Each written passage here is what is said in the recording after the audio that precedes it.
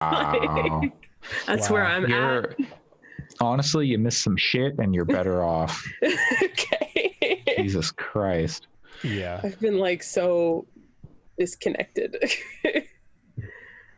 Yeah. Okay. Yeah. Well. Missed connections. All right. The stream is live, so YOLO. Okay. That's cool. I'm going to start my recording pretty quick. Y'all can start whenever you want, and then we can pick a time to clap. Mm-hmm. Just Okay, maybe once everybody has it recording, we can pick a time to clap. Yeah. I'm recording. Pat?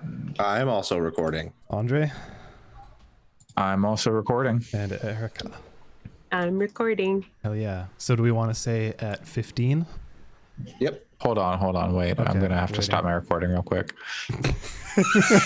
Okay. Are we gonna say there was something extra going on there, but I fixed it. All right. Okay. Let me pull up the thing.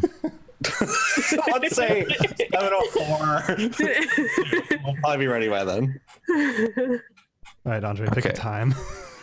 Let's go 55 and then on the minute. All right. Cool. Oh, that's so much time to wait. What? That is so much time to wait. You picked such a late number. 55. Wait, you're clapping at 55 and wait, what the fuck time does that say for you?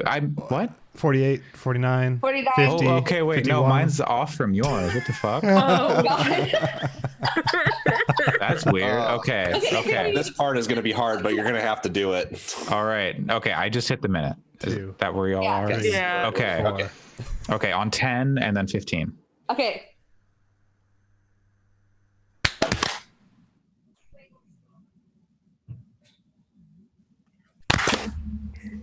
Well, at least we can see our latency.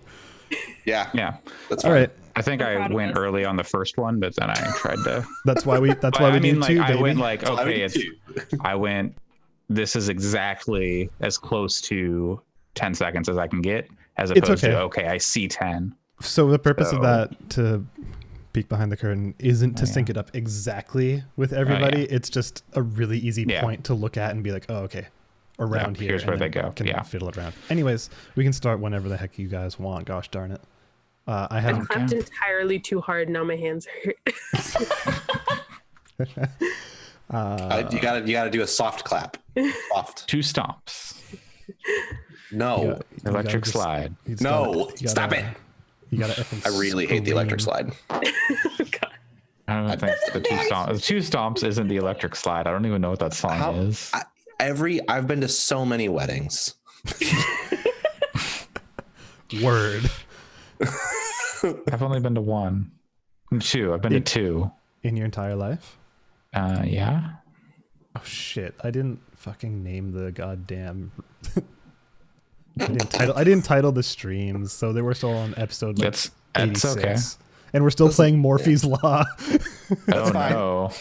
I never launched that, by the way. I installed that and then I never launched Fortnite. Well, there's no one playing it. Fortnite. Yeah, Yes. there's no one playing it, so. Well, whatever. We're living with episode 86 for the moment, despite it not being that. Okay. I mean, yeah, we didn't stream last week, so. All right. Well, do you guys want to just start this crap? Yeah, I'm good to go. I'm sad that Sam isn't here, so we can't talk about Dean Cain.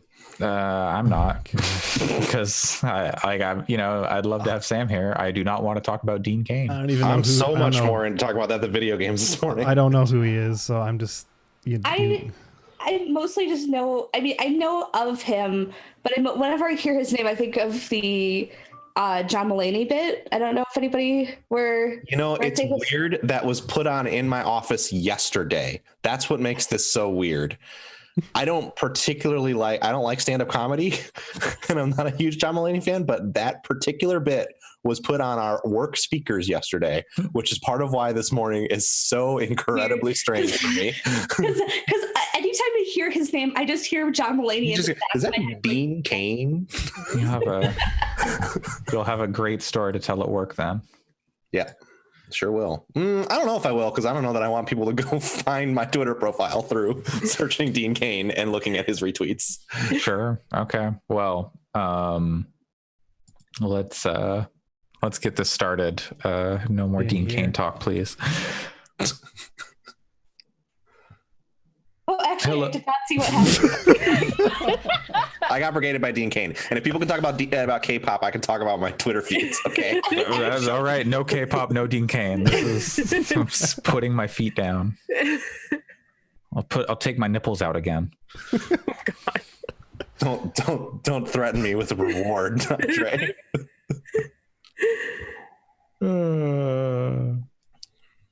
Hello and welcome to episode 88 of Gaming Fix on this September 21st, 2019. Don't call it a comeback. I'm joined today by Erica Hernandez, back after a long hiatus. Yay. Welcome back, Erica. Yay! Who is she? I don't know her. This is a video game podcast run by 5 friends now. And there are 5 people here joining us also. The third friend, Alex Jolinas. Hey, Jolina? I always say her name wrong. Hey, what's your favorite Neil Cicierega property? There's a lot. I know. I want to put you on the spot, baby. The Mouth Sounds trilogy. All right, that's a good one. Pat, the only one I know. I can isolate that it's the first volume of Mouth Sounds, and it's specifically the Full House song, yes, crossed with Alanis Morissette. That is my favorite thing that Neil Cicierega has ever produced. That's a really good one. I every time I meet someone and the first time they ride in my car, I put that on without them knowing what it is, so that they're very confused. And that says by the end of the ride, we know if that's going to stay become a friendship or stay an acquaintance. That's sure. A real thing that I do. That's great. I like that. It sounds like other people I know. I'm a fan of Bustin'. Allison, how about you? Hi.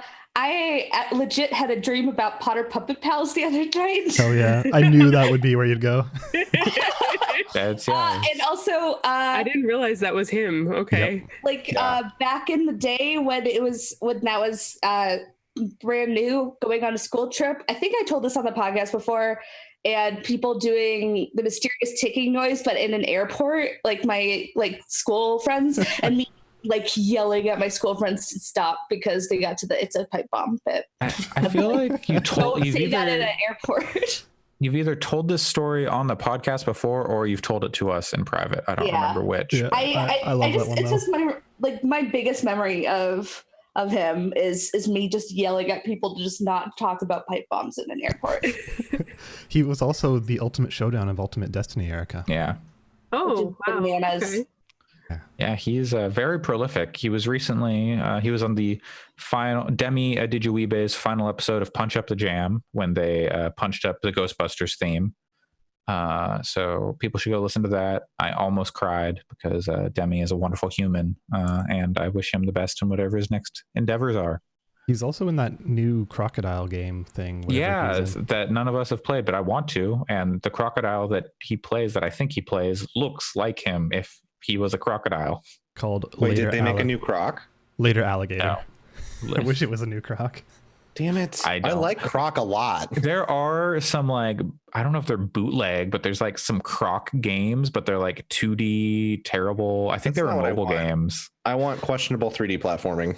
That's what I need from Croc. But that's not where the Croc license is. No, I know. I'm saying it's in bad mobile games that are ported to the PS4. You can play a demo. I played one of the demos and I went, this is not good. The original Croc was fun because you could play it co-op where the people had to control the character together. What? Oh. On PC you could. Ew. Oh. I mean, really, it was just you would put one person on each side of the keyboard, but you could split it up so that one person was controlling the jumping and one person was controlling the running, basically. What? And they called it 2-player. It wasn't. I'm not saying that we just did this. This is called 2-player.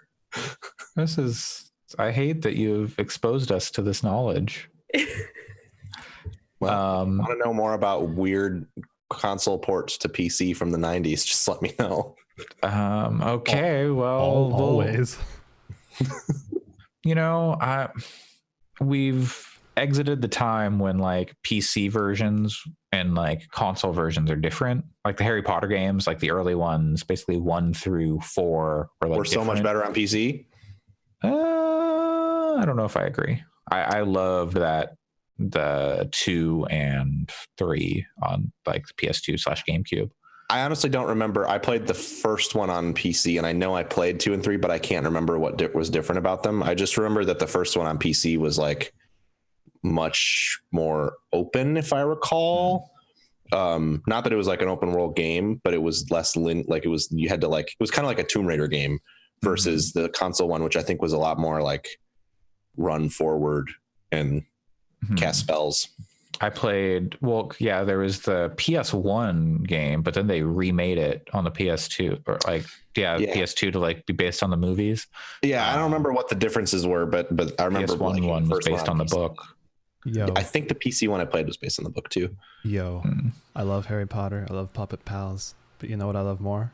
Fucking Erica. Borderlands 3. Erica, missed you. What's up? How are you?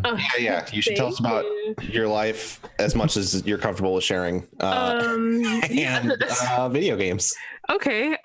So yeah, I've obviously not been here for a while just because life, stress, work, school, home, brain, all of those types of stress, and just not being able to handle anything else in my life for a little while, including playing video games and talking about them.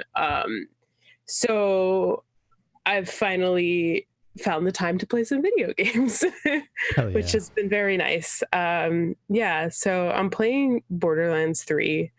I'm assuming I'm the only one who's playing this game. Is that the case? Sam played a little bit and then he was bored and sent it back to his rental people. To be honest, like Sam. I've been watching my partner play more of the pre-sequel because she's been really into 2 and the pre-sequel. She does not seem to be liking the pre-sequel as much as 2, as most people would. Yeah. Agree. But anyway, like seeing her play it is kind of making me want to play 3 only because I have heard while it is very much the same, it is still like the best in terms of quality of life and gameplay. So yeah, I end up playing it sooner than I had kind of thought we would. But yeah, I would say if you are gonna pick up Borderlands, to definitely play it co-op, just because like it's still the exact same Borderlands, you know, which like, so it's humor that worked, 10 years ago, but doesn't really work as well now.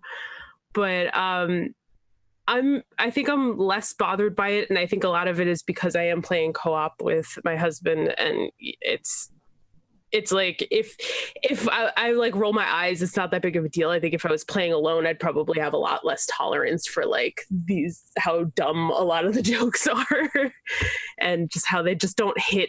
I mean, it's not like they're like offensive or anything like that. It's just like, it's just nothing's that funny.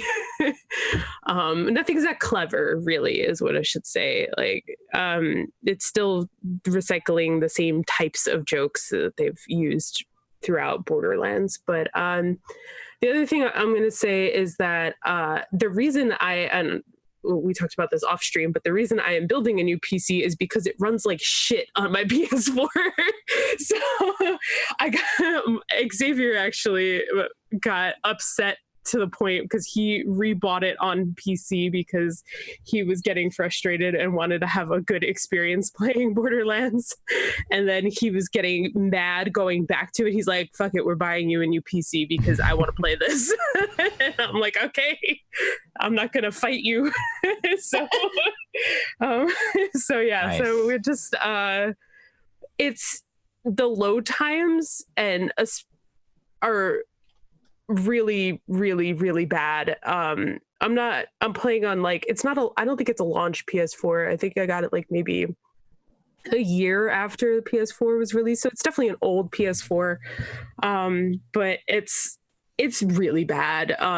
Like if I open up the map, like everything just freezes for like quite a while. It's really framey if I try to do anything in the menus. The actual gameplay itself is not horrendous. Like when you're actually playing, it doesn't feel awful.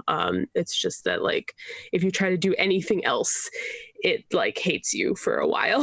So, but other than that, like, I mean, you know what you're getting with Borderlands. If you played Borderlands before, it's still more Borderlands. The guns feel amazing. Like it's just I really love Borderlands a lot. So like not to be that person, but like it's really one of my favorite games, and it's kind of always been. And I just really love the way it feels. I also like the art style. I know some people don't love it, but I happen to really like the way Borderlands looks.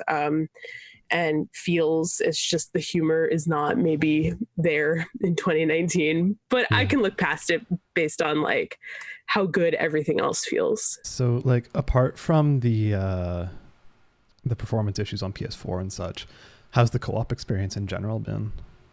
It's been good. Other than just like if I open like my skill tree to go put a point in, Xavier's in the middle of like a fight. He's like, you know, likely gonna get killed. But other than that, I mean, it's been good. Like I've noticed that like there's some kind of like strange things. Like if I turn on subtitles, for some reason, they only come up on Xavier's side of the split screen, but not mine, even though I was the one who turned them on. And like, it's kind of strange in that way. And it's not the bottom half. He's on the top, on the bottom. So it's like in the middle. So yeah, it's kind of strange. There's also just a few weird things like, if we're doing a quest, sometimes my character will be responding, and then like, and you'll be having like a conversation, but then all of a sudden his character will start responding like they've been having like a conversation this whole time, and it's just some things are just like a little wonky, but like nothing too serious. It just like it feels so good to play that like it's fine. What class are you playing as? I forgot what the class is called. The character's name is Xavier said operative. That's the one I want to play. Yeah, that one actually sounds real cool. I've got like a little like drone, which is pretty cool, and then I also have like a clone. So I have a drone and a clone, and like they've been really cool. It's definitely a fun class to play. I think this is the first time I'm going into a Borderlands not wanting to play the Siren, because I was like excited about what else was happening. And also in general, I've played the Borderlands, like of the other games, like quite a few times. I've played like most of the characters. But I tend to like sniping a lot in Borderlands. So I've played as like Zero, and I thought that this was like the closest I could get to like a Zero. And like the clone especially has been really fun for that, because you can like drop your clone where you want to be, and then you go run out, and then you can like hit a button to just like switch places. So then I can hide him, like put myself in the line of fire, and then just immediately like switch back and like snipe from like far away. And that's cool. Like, that's fun. Yeah. I've heard too that the operative can swap their grenade out for a second skill. Yeah, that's what sounds very cool. Yeah, I don't think that's something any other class can do. Yeah, which is kind of a neat thing to me, because I don't like the grenades.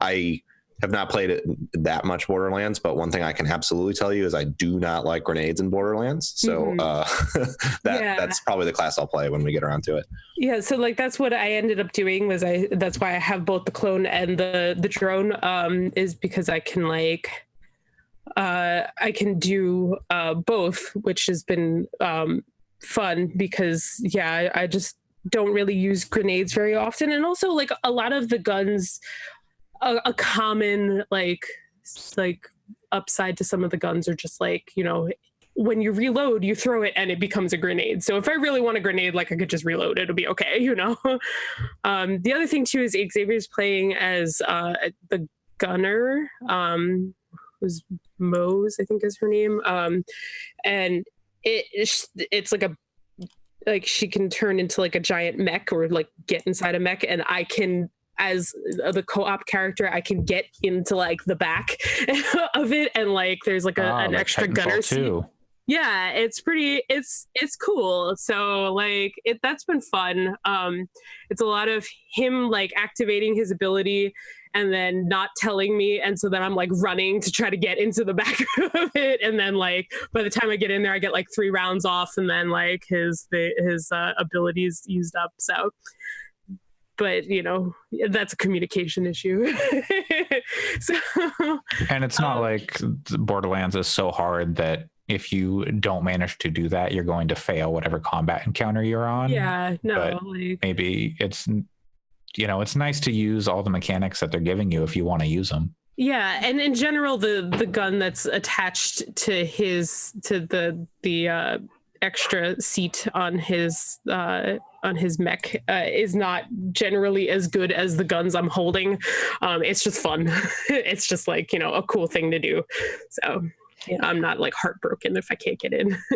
Man, of all the talk about Borderlands 3, this is probably the one that's made me want to play the game most, just because I do really like those special abilities that they throw in, and like the way that the characters feel. So now I'm like, do I want to play Borderlands 3? Listen, if you want to play, I'll play with you. You tell me. The shooting just genuinely looks pretty good this time around, which is what's exciting, because that's always been the barrier for me between to like enjoying Borderlands, is that even in Borderlands 2, we played through like the first quarter of the game ish together, because Alyssa played through like the whole thing and beat it and then wanted to play it with me. Like we like the shooting just never really grabbed me that much. Like it's not something that like I like the shooting in Destiny a lot, but Borderlands 2 shooting I just can't get into in the way that it looks like they've improved it for the third one.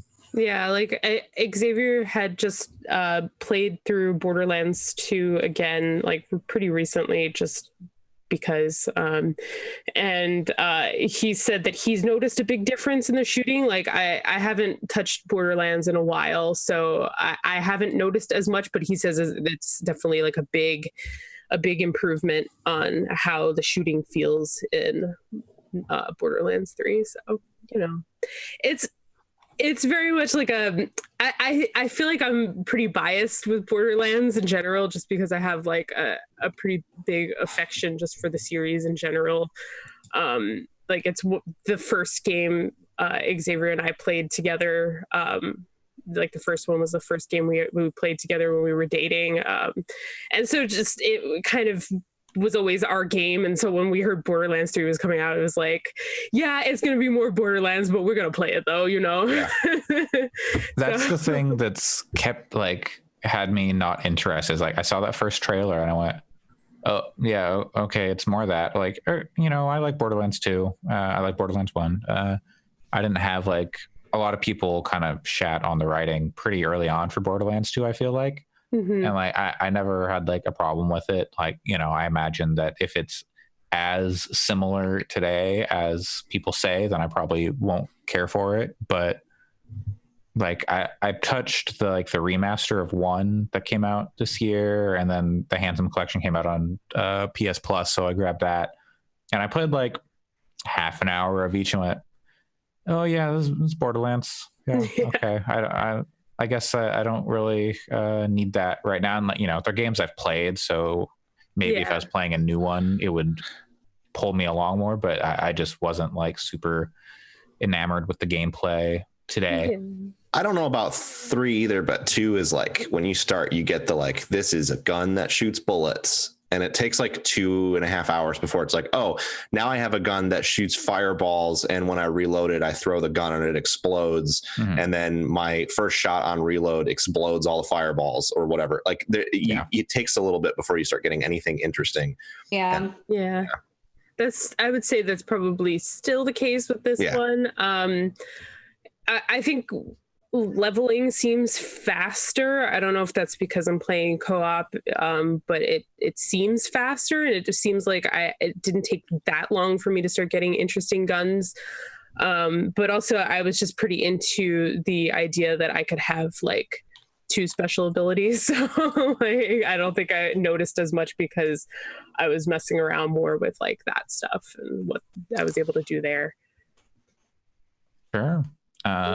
Great. Any other things you'd like to share before we move on with other games? No, I don't think so. I will say too, on the note of the humor, like it's definitely bad in Borderlands 2. I haven't played 3 yet, obviously, and it's bad in the pre-sequel. However, like we were still laughing at it because it's like dick and poop jokes. Like, yes, they're bad. And I get that, like the high-minded, like, yes, I should be critical of how they could have had more intelligent writing, but it's still funny. Like that's kind of the, like, I feel like it's like you right now, if you say it's funny on Twitter or whatever, then you're like putting yourself in a box that is going to get like derided and made fun of. But like, the world's a terrible place. We can laugh at some dick and poop jokes for a weekend. Like, it's gonna be okay. There's other problems with like the business and people involved in this game that are harder for, I think, some people to get past, and that's fair. And I think there's some scumbags that are involved in this game for sure. But like the humor itself, it's like, get over yourself. Like, it's okay to laugh at it. I like that Tiny Tina dungeon DLC for Borderlands 2. I thought that was pretty funny. It's also, I thought it was very funny at the time. But it's also very, having just seen someone play through it recently, it's pretty emotional and like really well done too. Like it does some cool stuff, like game design wise. I don't remember what the story is, but I remember there's a lot going on. It's about grief. Like the story is about grief in a way that is like wildly impressive and touching, and like almost made both of us tear up because it's actually told so well, which was a surprise. That's definitely the best writing that I think they've ever had in one of these games that I've seen. But you're making me want to go back and play it again because I don't remember any of it. I mean, it was pretty good. It's not a spoiler to say that, like, you know, a lot of characters die in Borderlands 2. Yeah. And it's about Tiny Tina's like grief and getting over. She's created this like fantasy world campaign where they're still alive because she can't get over the fact that they're gone. And so like you're kind of playing through the campaign with her to help her come to terms with it. And it's like, whoa, this is way more than I was expecting from one of these games. People I feel like people kind of wrote that off because they dislike Tiny Tina so much. But I don't, I haven't played it since like it came out probably. So that game, I played a lot of Borderlands 2. I don't know if I'll ever get to Borderlands 3. It also makes me speak to how obnoxious media has gotten now, where having just heard the Tiny Tina stuff, I don't think she's that bad. But I think that has more to do with how bad the people in little boxes screaming at you in high-pitched voices has gotten over the last 10 years, more so than like Tiny Tina not being annoying. Yeah, like to go back to your point earlier where you were saying that like you're still laughing at the humor, like I was kind of complaining about it to Xavier, just that we were saying, like I was saying, just that, you know, some of this humor is just like dumb, like the porta potties, which are often, you know, like loot chests or, you know, places to, I don't know, just there are usually things you can open, like on the side of some of them they say things like clean your dookie. And Xavier was just like, it's okay to hate that too. That's fine with me. Yeah. I'm not saying you have to find that funny either. Just it's okay for people to find it funny. It doesn't mean that they're stupid or bad people. Yeah, like, and to be honest, I know a lot of people don't like poop humor, but I do. Yes, so do I. So I don't know. It's fine with me. I'm not super bothered. Xavier is really bothered by the fact that Claptrap is like a different voice actor, and he finds it very noticeable.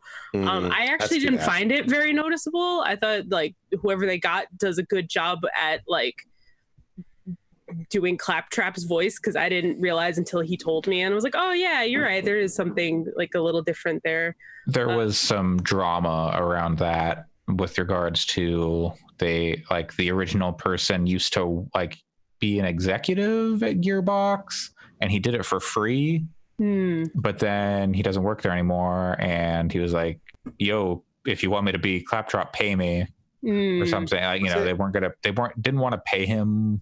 I missed the thread. Was it the lawyer or was it? No, it was a different person. The lawyer was not the Claptrap voice guy. Okay. No. So I was going to say the lawyer now is a lawyer for the NRA. So fuck that guy.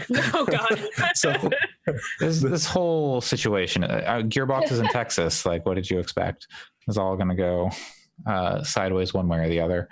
Yeah, I don't know that whole situation, and then Chris Hardwick's in the game, and like that's which is really unfortunate.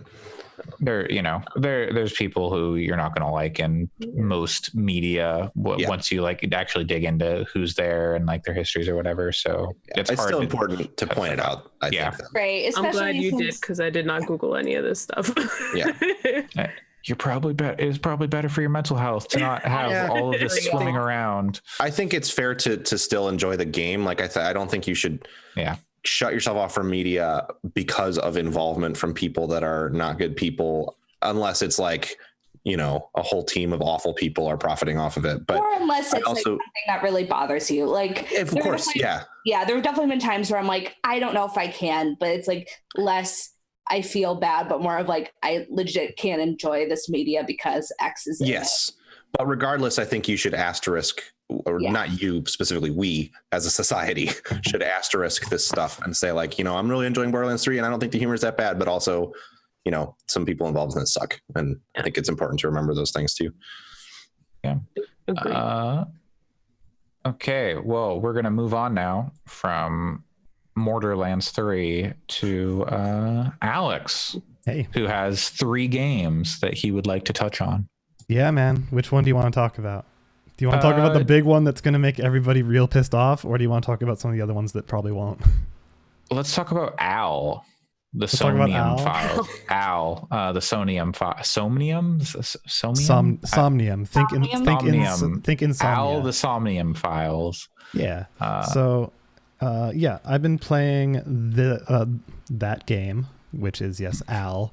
AI, the Somnium Files, which is the newest game from Spike Chunsoft, who you might know as the developers behind games such as Danganronpa.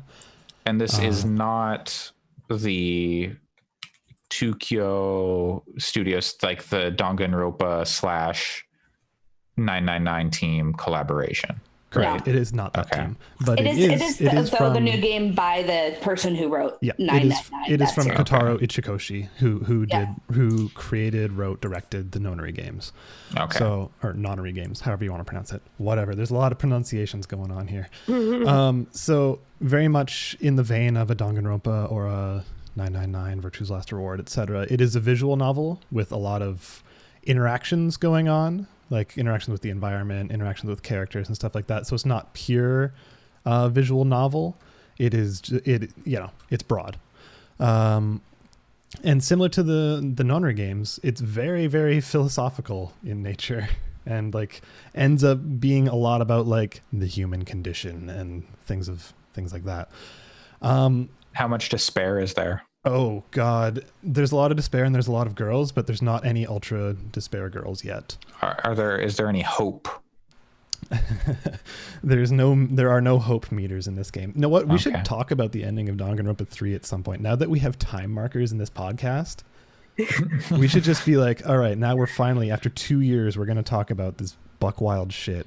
Anyways, to stay with Al for the moment, AI does play a lot into the game.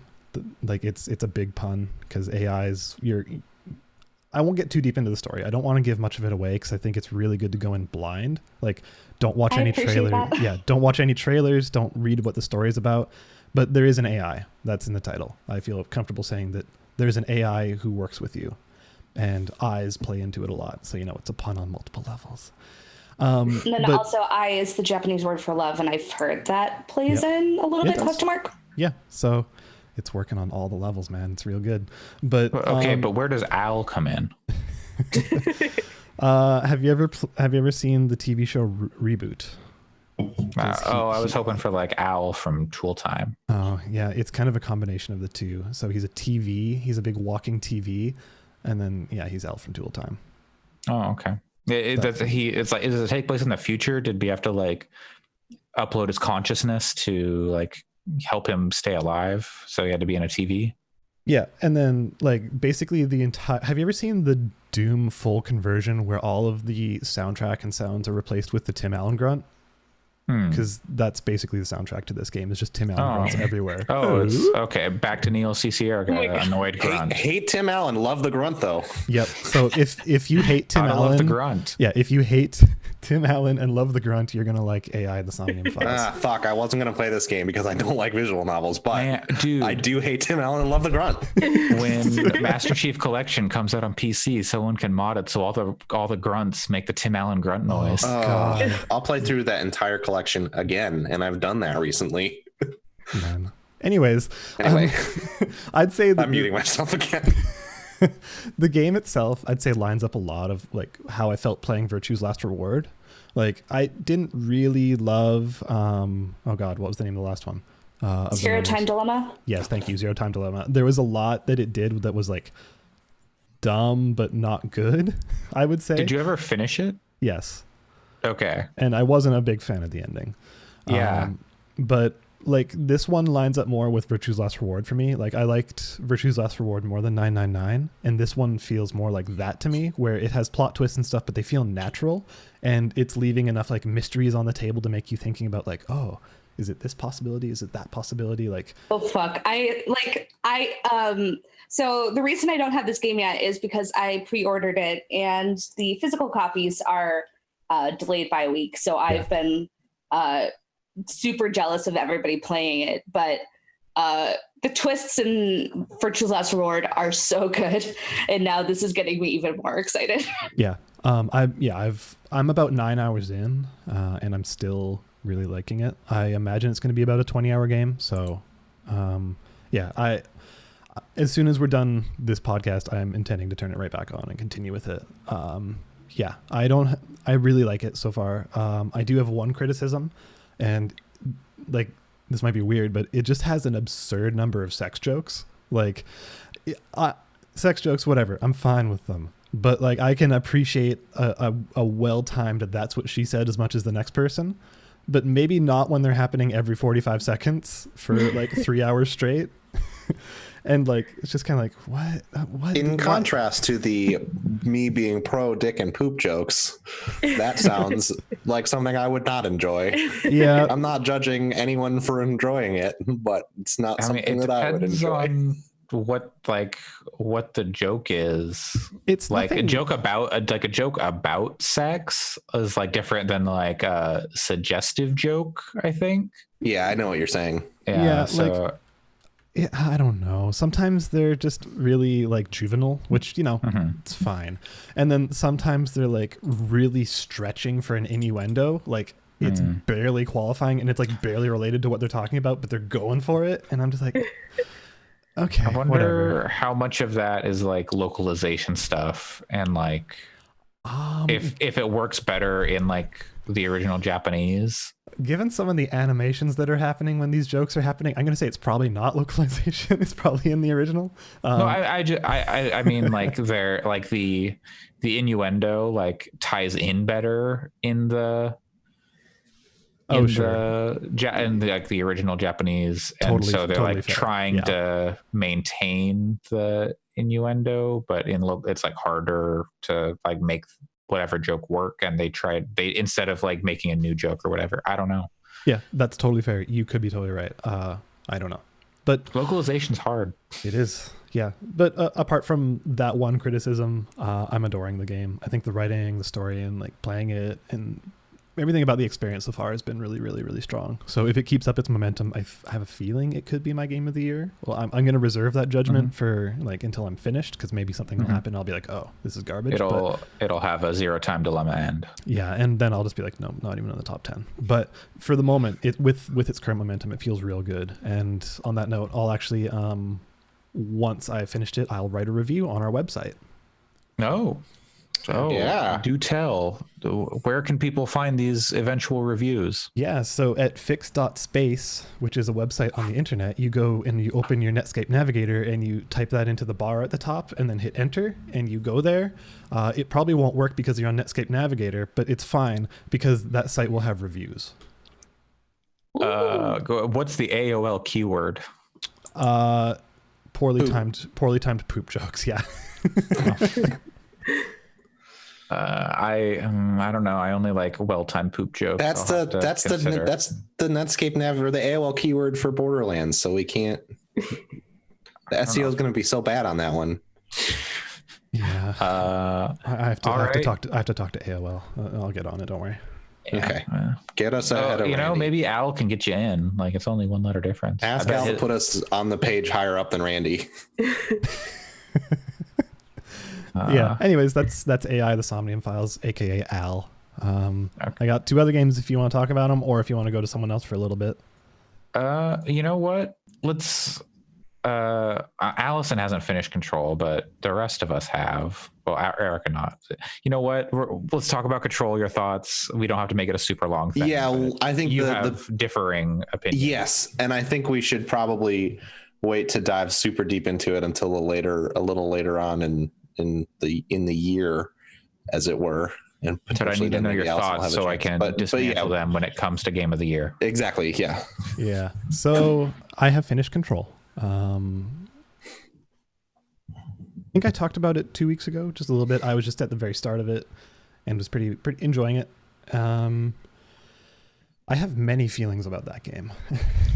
Should we say just real quick, your cousin worked on it? He did some writing? My cousin was one of the narrative writers on this game. So bear in mind that I do have a direct connection to this game. And I've actually talked with my cousin about it and asked if he wanted to join in the podcast. He can't because he has some NDAs and stuff like that. So I apologize. We can't have one of the writers of Control on here. But anyways.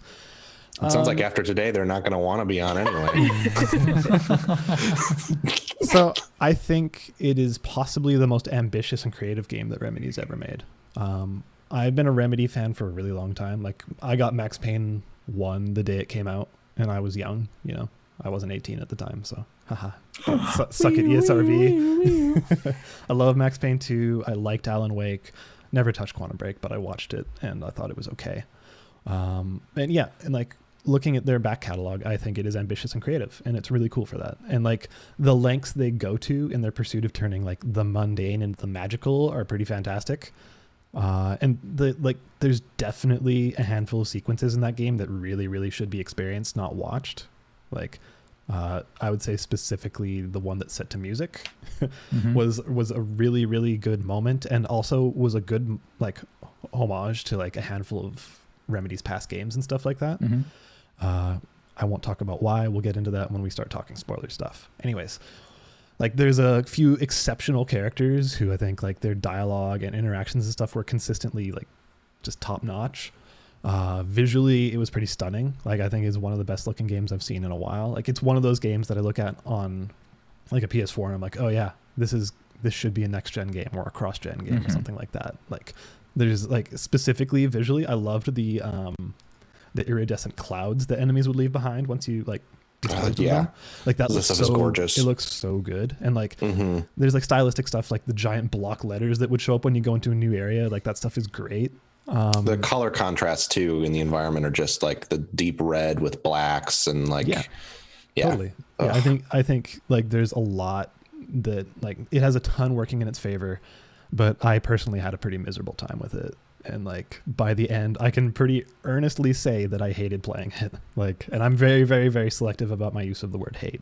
So I have a whole laundry list of stuff we could go through, but I don't know if that's better saved for another time, but I have a lot of criticisms of that game. Is it primarily stuff related to the feel of doing the shooting and stuff like that? Yeah. So, is it a mechanic thing or is it sometimes I would say that the shooting and stuff like that, the combat was ultimately good.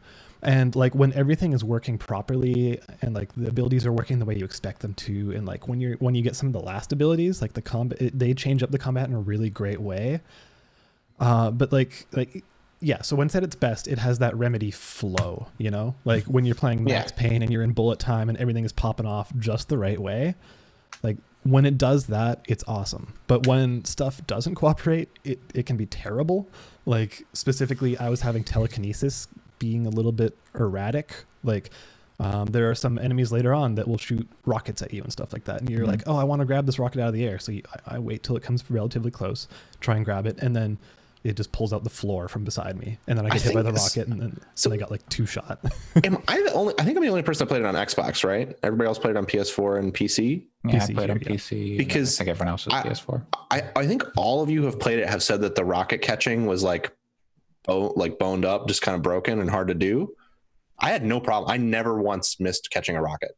Yeah, like never a single time in a grenade or a rocket. Never had a problem with the grenade enemies. They went down because it was. I mean, it's interesting. I wonder, if there's something tied to like the frame rate or something like that that is hurting that interaction. It's possible. It's possible, but like for me, it was telekinesis in general because I'm using the combat as an example because that's a real time thing that you have to worry about. I'm not trying to invalidate your argument either. I just think it's interesting to hear because I never had those issues. Doesn't feel invalidated, but like another example that I ran into is, you have to pick up the energy cubes or whatever. And like there were multiple times when I would be pointing directly at it and would be within the acceptable range, and it would grab the floor from beside me, and I'm like, come on. Like stuff like that where just the ability is not working how you expected it to. But yeah, no, I found the combat overall pretty, I don't want to say easy, but like you get a lot of health back depending on like as soon as you kill enemies and stuff like that in kind of God of War or whatever. But like the issue I had, go for it. Oh, I was just gonna say, like, aside from bosses, I agree with you. Like, I think the combat is like pretty well balanced, but then bosses are just like suddenly way more difficult than anything else going on. Yeah, like the issue I had with bosses ties me into another issue I had was like you can get 2 shot in a boss encounter. Like you'll be in like the last third of their health bar and then suddenly you're dead, and it's just like, what? Where did that come from? And then that points out the problem that the checkpoints in that game are legitimately awful.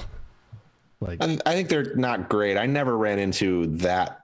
This is another thing a lot of people, not just you guys, but like other people on the internet I saw talking about it. And like, I think one time I went, I got to go all the way back. But otherwise, I didn't really run into that either. But yeah, like specifically the one. They're not good, that's for sure. But one of the last sections had some absolutely awful checkpointing that like almost made me put the game down despite being like an hour from the end. I know the part you're talking about. Yeah. And like,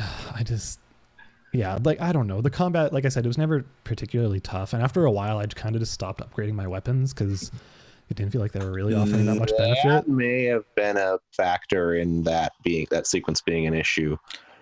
After putting a lot of time into like fully upgrading my character and like my weapons, I still had issues with that. Yeah, okay. I still had issues with that section. Yeah, because the weapon upgrades do increase in damage, not just the mod slot.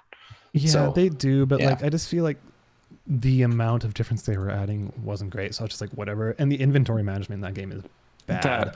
That whole system feels like tacked on. Like. Yeah.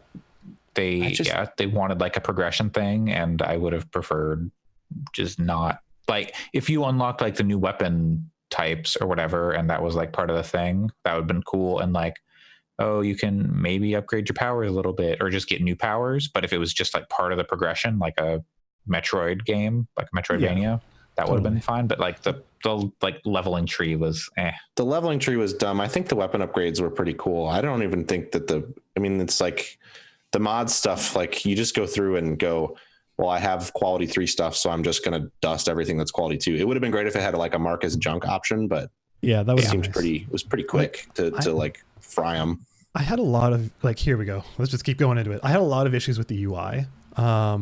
Like one of the main things I had was like, let's say you pick up a document, like there's lots and lots and lots of documents, which is, it's fine. I would say some of them are worth reading, not all of them. That's whatever. I think the writing in those is generally fine, but I'm also not going to say much about it because my cousin might have wrote them. I don't know. But the issue I had was when you were actually going to read them, and like, let's say you have a new, I forget the different categories that you can go into, but there's like personnel and then like all these things, and it marks it as red, and you're like, okay, great. So I'm going to scroll to the bottom of the list, and then like the way it scrolls is it scrolls you the bottom 2 forever, and it's just like and then it's like you don't know which one's the new one until you see it at the bottom of the red list. So you have to go kind of slow, because as soon as you pass by it, it clears that notification. And it's like, oh god damn it. So every time I want to read a new document, I'm gonna have to go real slow, and like maybe it's gonna be worth reading, maybe it's just gonna be garbage. So I just read everything immediately, because it would like pause the action around you. So if I pick something up in the middle of combat, I was like, oh okay, just take a little break and just read it right now. I agree that scrolling through thing is kind of a pain, but also I kind of just read everything as I got it. Yeah, like, and that's fine. Like, that was not one of my biggest takeaways. A disappointment from the game, but it was just like, you know, it was just adding up a lot of little things like that. Like, there was a lot of technical issues that I had. I had scripting break, like enemies getting stuck in the environment. Like, it sounds like it's, I mean, maybe you had a particularly bad experience, but like it kind of sounds like the PC version has just got some issues to me. I played on PS4. No, I played it on PC. Yeah. Oh, you did? PC, oh, weird. I didn't have any like scripting issues or anything like that. I didn't have any. I don't know. I don't think it was gameplay. I think it's just the game they put out. Like, I think my most egregious but I didn't see any of that stuff really. Yeah, so I don't know. But like, there's lots and lots of stuff I could talk about, but I think there's only one I really want to talk about, and it was probably my biggest misgiving about the game that hit almost immediately, and it kind of like made my entire enjoyment of the game just go down by like 10 points as soon as I realized it. And I don't know if any of you guys are aware of the SCP Foundation. Yeah, I love it. This is that. Like, it's not even a creative take on it. It's just basically lifting that directly. Well, I don't know about that. I don't know that that's fair. Like, myself, but for any listeners who are not familiar with the SCP, it's like one of the first collectively creative internet projects I can remember. I remember reading it in high school, and it was people rating creative examples of real object worlds that have weird properties to them. Like the ones I can remember, there's a post-it note that shouts at you, or like you put it on a pencil and it shouts about the pencil until you take it off, or something like that. Or there's a statue that goes crazy if you stop making eye contact with it. You can read a bunch of them if you go to scp-wiki.net, I think. Anyways, like a lot of the stuff in Control, it seemed like it basically lifted the whole concept whole cloth. And like, I'm fine with stuff like wearing their inspiration on their sleeves or like referencing stuff, but like basically saying, hey, we watched Men in Black and read a bunch of SCP, let's make that but with a 50s aesthetic, and maybe no one will notice it's exactly the same thing even though we didn't change anything. Like, I'm not going to call it plagiarism or anything like that, like no way, but for me, not like, if they could have evolved those ideas, like that would have been really awesome. But just like kind of reproducing them and then throwing a David Lynch wrapper around it, like I just found that to be kind of. I think that's. I don't know that I think that's really. I don't know. I disagree. I mean, I think that it's clearly inspired by that, but I think SCP is extraordinarily inspired by X-Files, and I think that like there's been a lot of media that draws from similar places, and I don't know that I would say that I think Control is just by that token, like Max Payne is a ripoff of plenty of 80s action and noir stuff. Like you can kind of pull a lot of different games and movies and stuff as being kind of lifts of other things if you want to get really nitty gritty about it. I think if they were like out there being like, we don't SCP is a totally different thing. It's not like, as from what I've seen, people involved in that game have been pretty much like, yeah, SCP was a big influence. I think that like that, if they were more like, no, we didn't take anything from that, then I could sort of see it. But I don't know. I think it's pretty, I think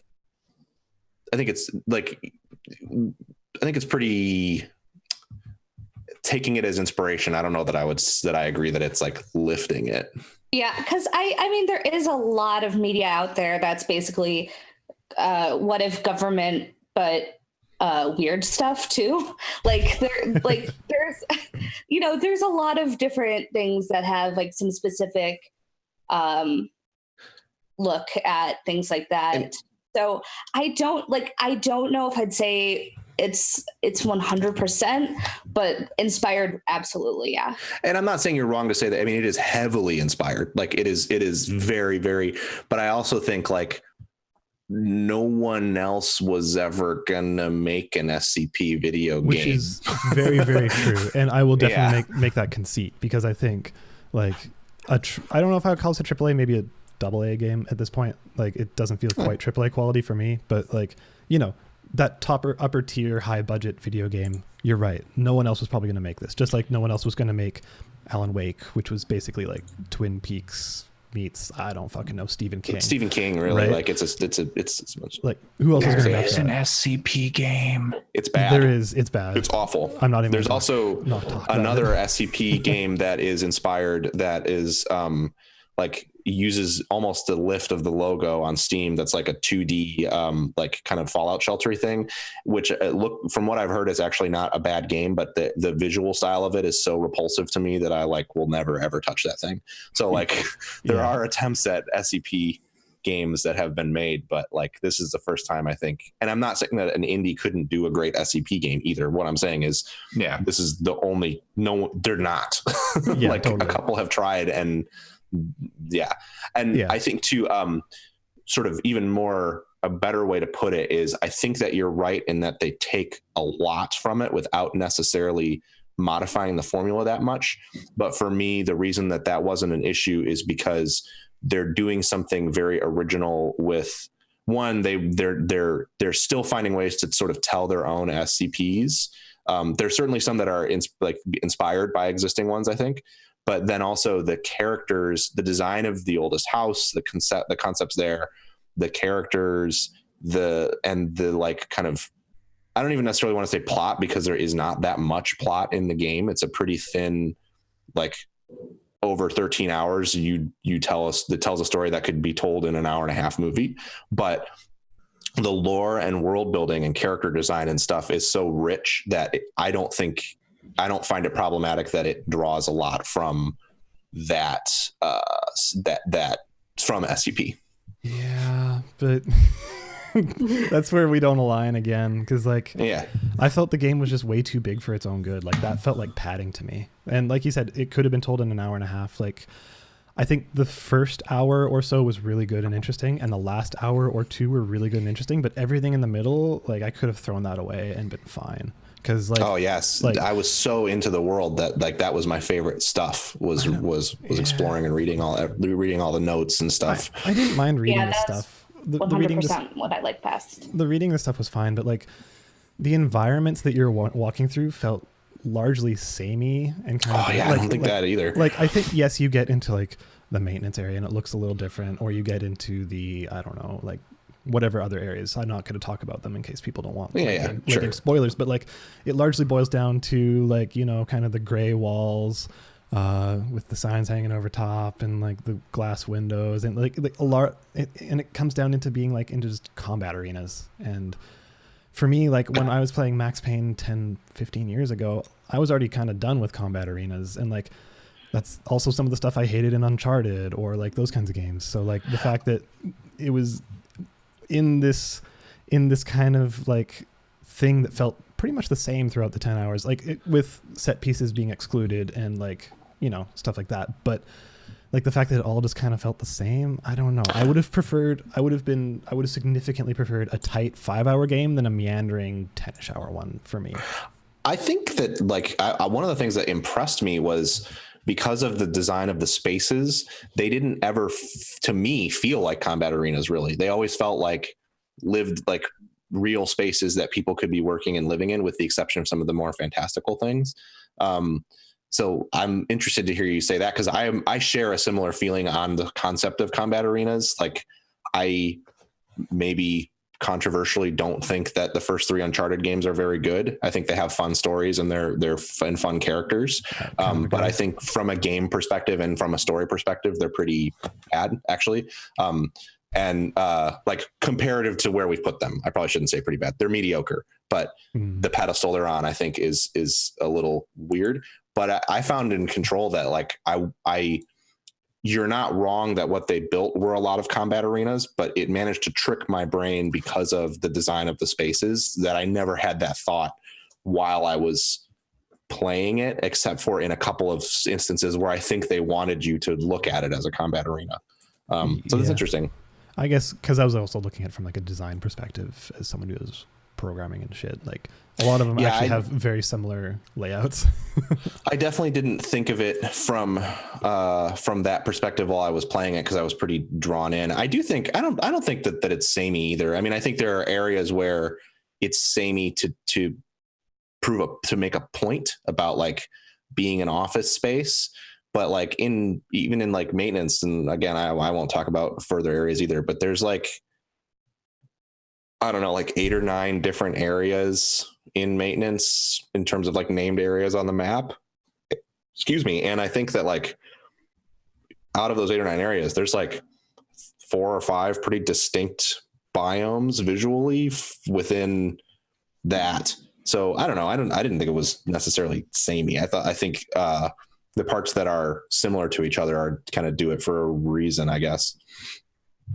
Yeah. I don't know. There's lots more I could talk about, but I don't want to eat up too much time. I'm sure we will save that for 3 months. I'll say I really didn't like Jessie. Oh yeah, I loved her. Thought she was the best. I still don't know how I feel about her. Like there's some weird stuff going on where I would take a movie or like a show. I would like a show about like the Bureau as opposed to a game, just because I think the gameplay is the weakest part of it. Yeah. And like, I enjoyed playing it and the powers and stuff, but I was really like drawn in because of the world and the and I go for it. Please. I won't make arguments about the game. I ended up weirdly like really, really loving the gameplay to the extent that like I've played a couple shooters like for just briefly, not enough to even warrant talking about them, that are like and when I went like Borderlands as an example, I went like ammo, and so like for some reason Control like hit me, I think, at a good time with my relationship with shooters, where it's a shooter where the shooting isn't really the point, and that is like really resonated with me. But I will accept I don't have like I'm happy to have later on, we can have a more detailed argument about like the intersection of SCP and Control. If you guys come in saying you didn't like the gameplay, I don't really have anything I can argue to convince you of that, even though I really enjoyed it. Yeah. But one of the things you can do in Control is you can look at this photograph. Oh God. Oh my God. Fuck. That was maybe the worst transition this podcast has ever seen. But actually it was one of the best. The best one. Yeah. So it was probably the most on point segue that we've ever had. And yet I'll never get look at this photograph jokes will never get old for me. So I appreciate it. I'm gonna hear that as the song, like your rendition of it forever now. Every time I listen to Photograph, I'm gonna hear you doing that, which is something I do all the time. I would just think of look at this graph. I don't know if you've seen that video. It's real dumb. This is where I grew up. This is also where I grew up. What do these whiteboards mean? Yeah, anyways, what the hell is on Joey's head?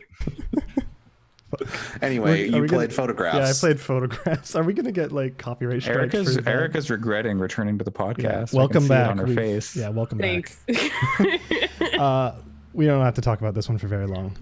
Photographs, I played it on mobile. It's also on Steam. It is the next game from Luca Redwood, who is the creator of a couple of really great games known as 10 Million and You Must Build a Boat. So if you enjoyed those games, it's got a very similar style in terms of its art, and it's a puzzle game. So, similar to those, but it's not 10 Million and You Must Build a Boat. They're not match 3s, but they're match stuff puzzles that you're sliding stuff around. So this is not that. These are more like individual puzzles that fall into a constraint. Like some of them are going to be like actual like jigsaw puzzles, and some of them are going to be like kind of physicsy puzzles. So I would kind of align it somewhere between something like a Layton game or Puzzle Agent, where you're completing a series of puzzles to advance a story, and something like Florence, which is telling kind of a personal story through like your touchscreen device. Largely, I would say it's pretty good, but I maybe wouldn't say that it's great. There are 5 stories that you play through, each telling its own kind of take of like what boils down to regret. A choice a character should have made, shouldn't have made, blah, blah, blah, blah, blah. But it's linear. You're not actually making any choices, apart from one part, which I won't talk about in case you intend to play it. But yeah, you're mainly along for the ride. It's a linear game. I mean, Florence was the same way, right? Like you're just playing through an experience that was written for you, except in Florence, you get to draw stuff or whatever it was, place stickers. But yeah, this doesn't even have that much. But I think it's pretty okay. But the main thing that lets it down, unfortunately, like very unfortunately, is some of the puzzles. Like sometimes the solutions just felt a bit contrived, where it wasn't so much about logical deduction as just kind of having to find the right pattern or a sequence or whatever, and you kind of have to just brute force it, at least in my case. So those weren't particularly rewarding or engaging. Yeah. And there was a couple of the stories themselves that I ultimately found to be kind of not great. But that being said, there were a few that were extremely engaging and had really, really, really good characters. Like there's one in particular that I found to be an interesting subject for one thing, and also a really good execution on it, which was like, I won't spoil too much, but it was like about colonialism and slavery in like the Native Americans' first encounters with white American colonialists time. So like that story was really well executed, and I thought it was really interesting. But some of the others I was just like, oh, okay, well, that's over now. It didn't really move me or anything. So ultimately, it's an okay experience. If it sounds appealing to you, I'd definitely give it a shot, but I wouldn't say that it's like a must play for everybody here. So yeah, I don't know. That's about basically where I fall on photographs. Would you say, like, if you liked those other games, like You Must Build a Boat, like this is a must play then? Or would you say that it's just like, even still, no? No, I wouldn't say. Like I really love 10 Million and You Must Build a Boat. This has very, very, very little in common with those. This is you must look at these photographs. Yeah, you must look at these photographs. No, I don't want to say it's worse. Like it's different, and I think Luca really went for something with it, but I just don't think that he hit everything that he was going for. Like it's pretty ambitious for a small one-person game. I mean, there's other people that did like some sound and stuff, whatever, but basically a one-person game, so it's pretty ambitious for that. But yeah, I just didn't love it. Okay. All right. I am planning on playing that too. I have it installed. I haven't started it, and I'm interested that I think you could like it. Yeah. Just bear in mind that some of the puzzles are just kind of. Yeah. I've heard that I've actually, from what I've heard, some criticism of some of the narrative elements as being perhaps not really conscious of the context that some of those narratives take place in. I know a little bit about some of the stories. Are you talking about the journalist one in particular? That one was brought up. The swimmer one was brought up, or the diver. Sorry. I heard a couple of instances of criticism from primarily from Waypoint, but there was another thing that I read. I think it was maybe a Heather Alexander piece or something a while back when the game came out. That was kind of like, hey, this game is trying and that's great, but it doesn't really understand these aspects of these mental health issues. Yeah. Which I'm not saying I would want to chastise it for that. I think games should try. It's more that, and none of the criticism I heard was particularly hostile. I just am interested to see where it comes out. That's all. Yeah. One of the two that was just mentioned there between the diver and the journalist was my least favorite. Sure. I won't say which one. You'll have to play and find out. Yeah.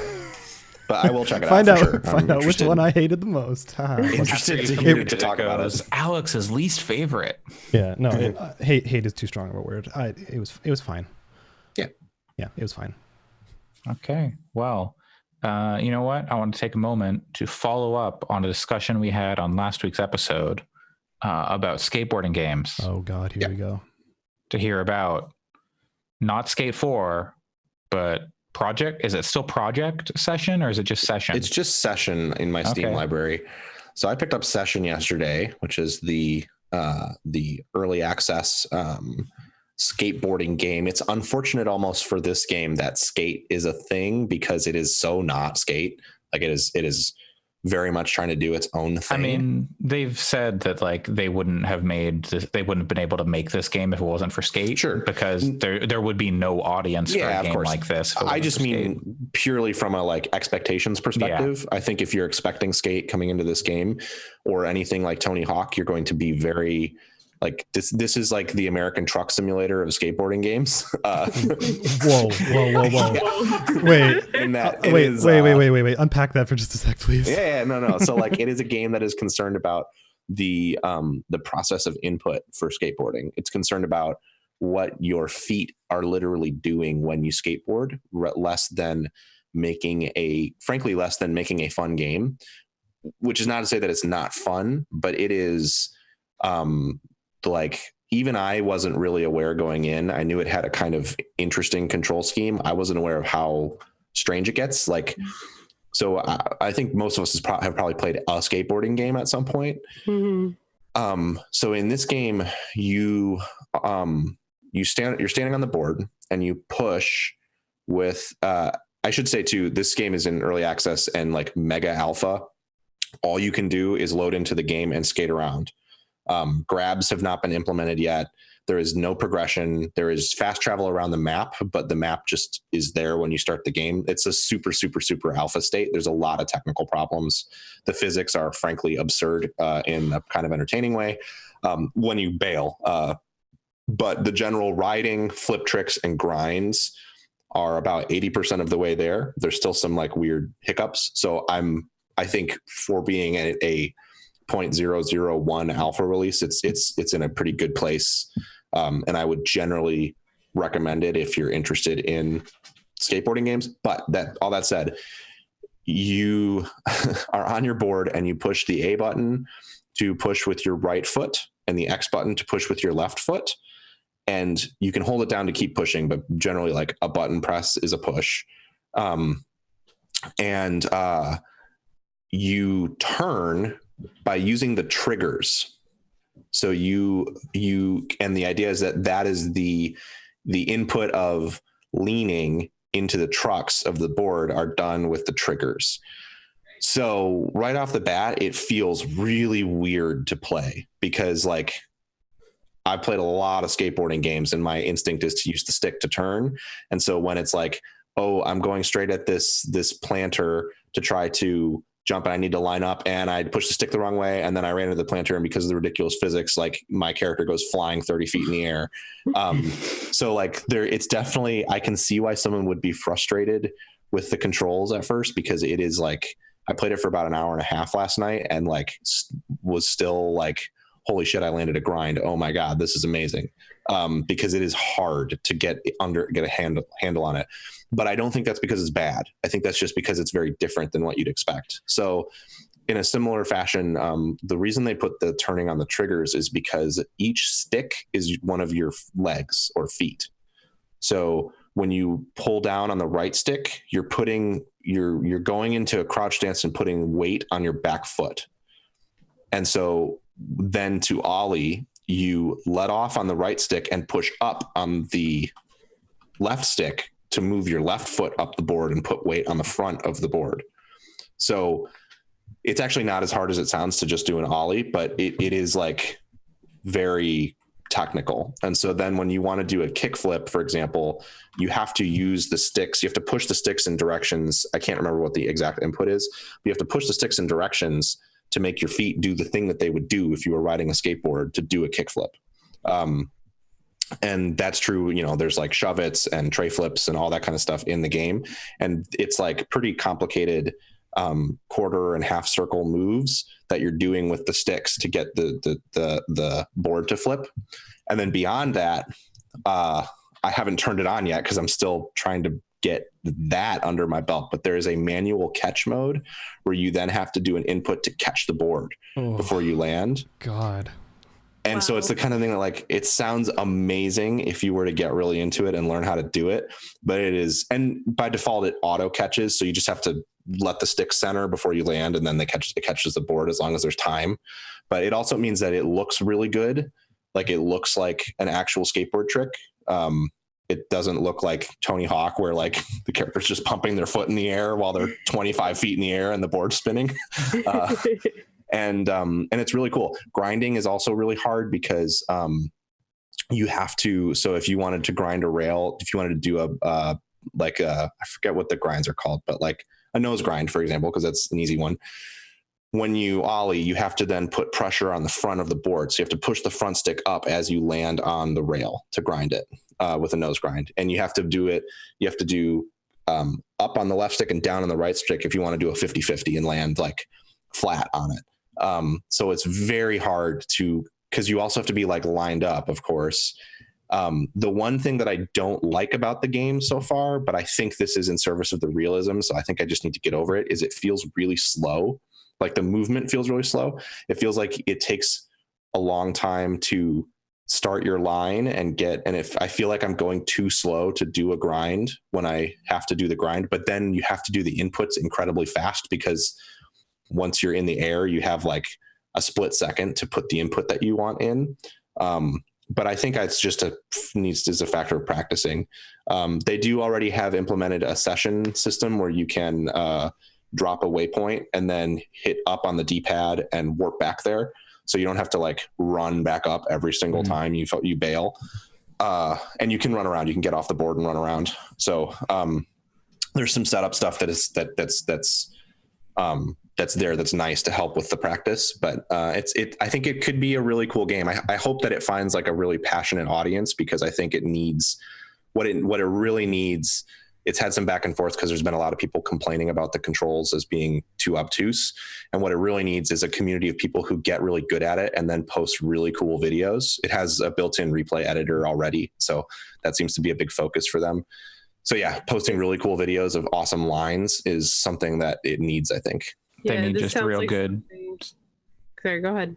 Oh yeah, they just need real good like bail videos. People busting their nuts, and then that'll be the biggest game. I had most of the bails. I don't want to keep you waiting, Erica, but most of the bails that I had were pretty hilariously not realistic, and like my character flew through the air and the board, like at one point the board flew up in the air so fast and hard that it didn't come back down. But I did have one where I tried to grind a rail and I just like totally beefed it, and the board hit the bottom part of the rail and my character just landed on his nuts on the rail and slid all the way down, and it looked disturbingly realistic and like one of the most painful things I've seen in a video. Anyway, Erica, what were you gonna say? No, it's not great. Just that like this, you're making this sound extremely interesting, but also like something I never want to play. Yeah, and I think that's exactly it. Yeah, I think it's going to be the kind of game that has a lot of people who love, like, who talk about how awesome the gifts that come out of it are. Yeah, but maybe not a ton of people that want to play it. So I hope it finds those people. See some highlights for sure. I'm going to play more of it. I would love to get good at it. I would love to hear you talk about it more. Is there any sort of tutorial in there? Yes, there is a pretty rudimentary tutorial that explains all this stuff off the bat. In fact, I believe it starts every single time you boot the game up right now, so you have to do a key combination to skip it. But would you say it's the EVE Online of sports games? There's no spreadsheets, so it's not that. Yeah. It's still very active. It just seems like it kind of has that really high learning curve in terms of getting, and I think getting enjoyment. The game is not going to be about like going and doing a skate competition. It may end up having those things in it. Like I think they're planning on making the maps have missions and challenges in them, but it is much more a like, we've built this space and built this really cool physics and control engine. And so you're going to make cool lines out of it. And they are implementing a thing. I don't believe it's in yet. There's a trailer of it on their page where you can like sort of drop stuff into the world that would sort of make sense. Like you can drop 2 pieces of plywood on a planter to make it into a ramp, or you can drop a short railing somewhere, or drop like a traffic cone or whatever, so that you can kind of edit the environment a little bit to make it more skatable. I think that's pretty cool. I still want Ubisoft to make a Steep game in San Francisco where you skateboard, because I still want a new arcadey skater, but this game is pretty cool, and I think it'll be cool for a pretty hardcore audience. It's awesome. Okay, we have 2 choices here. We've reached a crossroads. we can talk about Goose Game. Have you played it, Allison? Did you actually get to Goose Game? Untitled. I played a little bit, not very much, but I played like there's like this initial area, and I've played through it. Yep, I played through that too last night. I haven't quite gotten to it yet. I would like to. Do you want to talk about that a little bit? Yeah. So, into Untitled Goose Game. It's out now. It's Untitled. It's a game about a goose. Yeah. Yes. And so a little bit of background. This week I had a really busy week at work. I was working really late hours. So having a game where I could just be kind of an asshole at people felt really appealing to me. Geese don't have assholes. They have cloacas. Well, but well, anyways, there's a podcast title. Thank you. But anyways, so basically, I'm sure most people have seen it, but if you haven't, the trailers for this have been going around for a little while. Basically, it's a lot of footage of you being a goose, you being a jerk to everybody, and just making everybody's lives miserable. But the gameplay wise is pretty much that, but they do give you some decent objectives. So for example, the first area, it's like you have this little checklist of like, here's all the things that you need to do. And pretty much all of them are contributing to making this groundskeeper's life miserable. So for example, one of the things is that you want to get into this garden, and then you want to, another thing is to get his rake into the lake. So you can't, doing that, if you just walk up to the rake, you can't just grab it because the groundskeeper would be like, what the fuck are you doing? Put it back. But if you say, go do something to distract him in one area, then you could sneak past and grab the rake and drag it out. So it's a little bit like sort of stealthy, but also just kind of doing the situation to make your objectives happen. So I like I said, I've only played this first area, so I haven't really played much, but I've been really enjoying it. It's very, I feel like if you like hear that game and hear the description of it, you'll kind of know if this is something you want to pick up.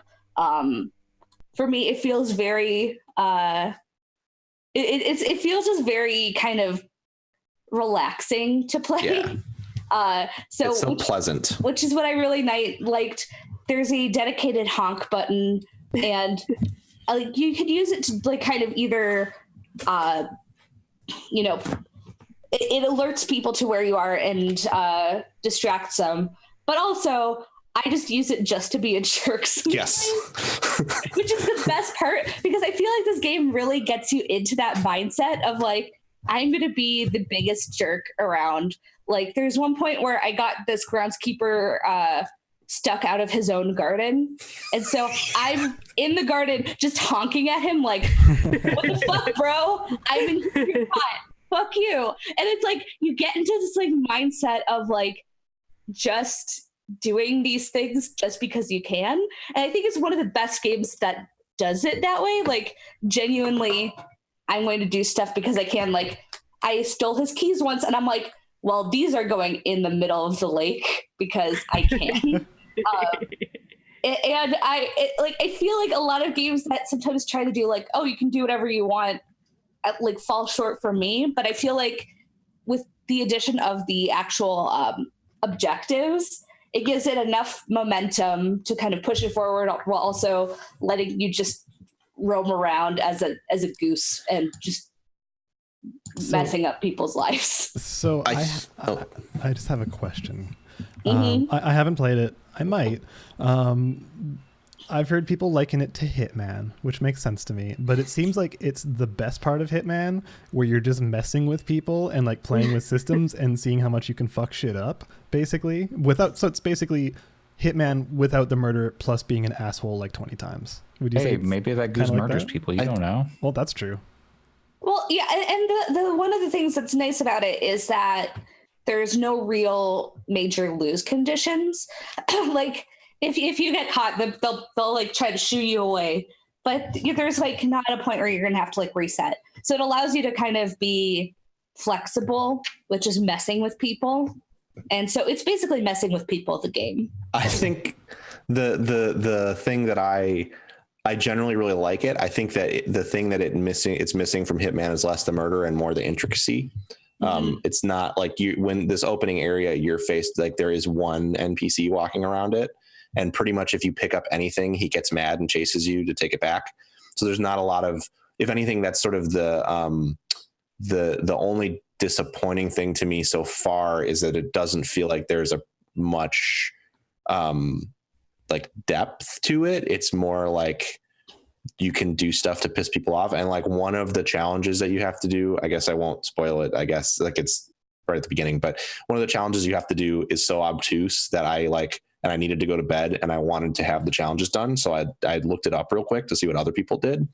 And I was like, that's what they want you to do?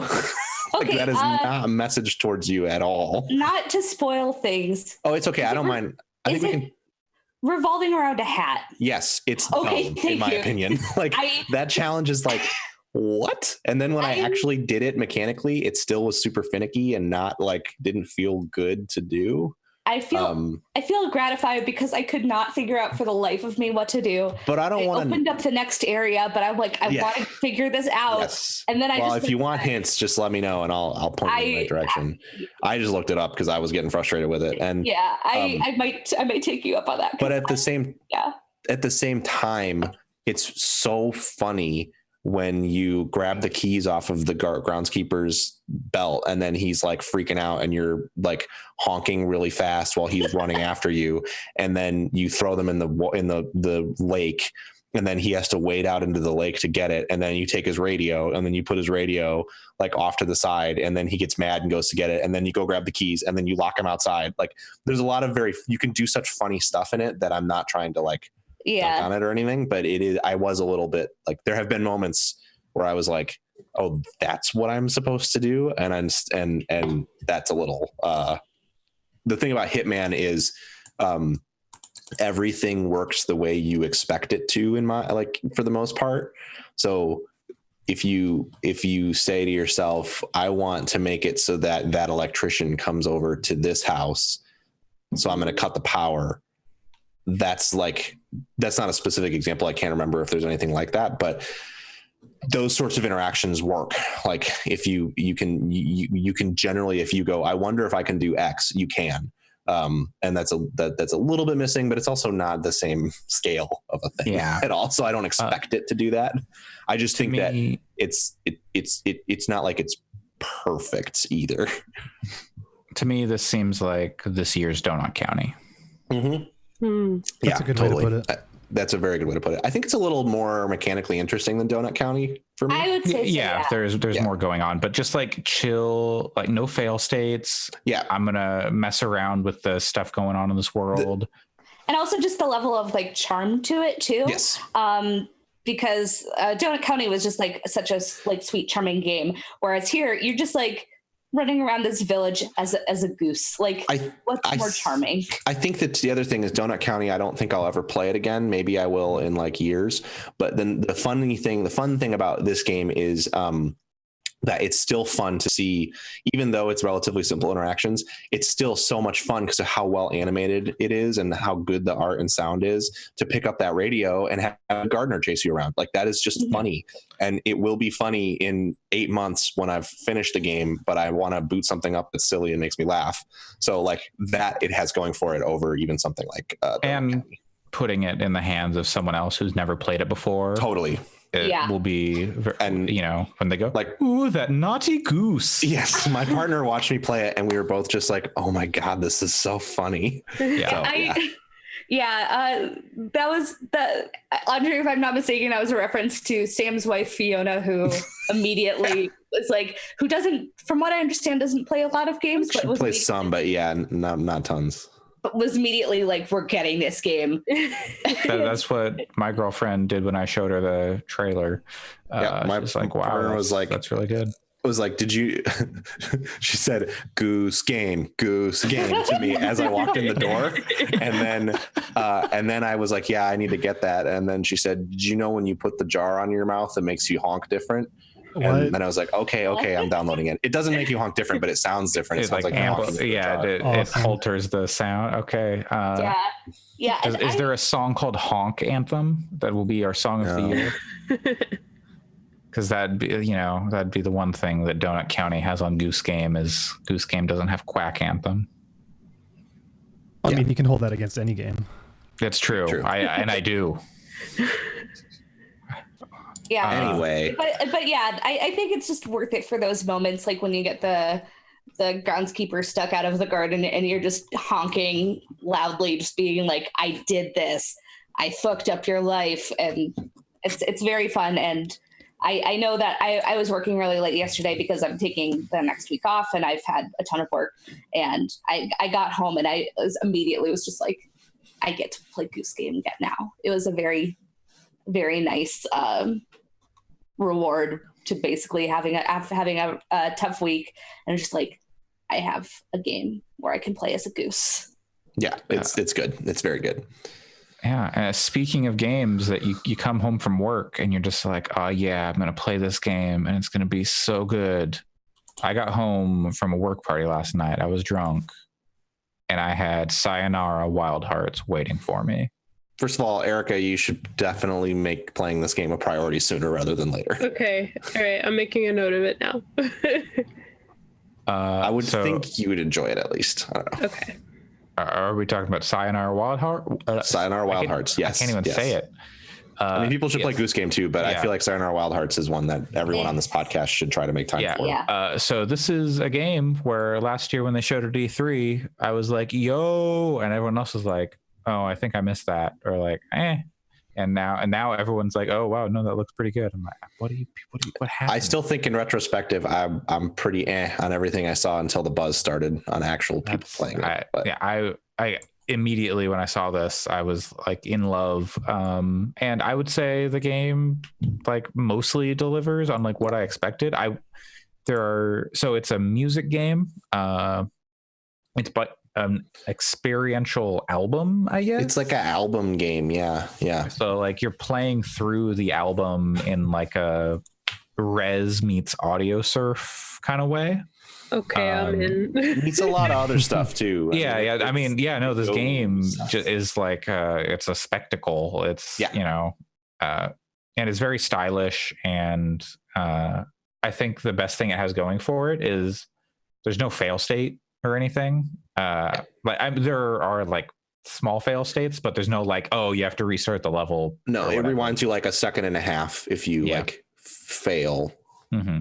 If you run into a wall or something. So you're playing as a person, and you're riding motorcycles, skateboards, you're running through a forest, you're running from Shia LaBeouf, you're in some ways, I would almost say, rather than saying it's like Res meets Audio Surf, I was thinking about this, it's almost more like Res meets Tetris Effect because of in that way. Because of like how the environments and backgrounds shift in such an interesting way, and like the context for your actions changes in such an interesting way over the course of the play. It's Audio Surf in the way that you're moving side to side, collecting things to get like score multiplier and whatnot to get gold. If you get gold rank on everything, you unlock something. I don't know what you unlock. I don't know what it is either. I'm going to work on that this weekend. Yeah. But it's like a pop music album. I was trying to think of like what artist it most closely reminds me to. I kind of landed on Churches. I kind of landed on Odessa. That's sort of where it fell for me. But Churches is totally there's a variety of songs on there, but I think the biggest knock I have against it is there's only like four like good like pop songs, and then the rest are kind of like short, almost interlude or like elements of songs.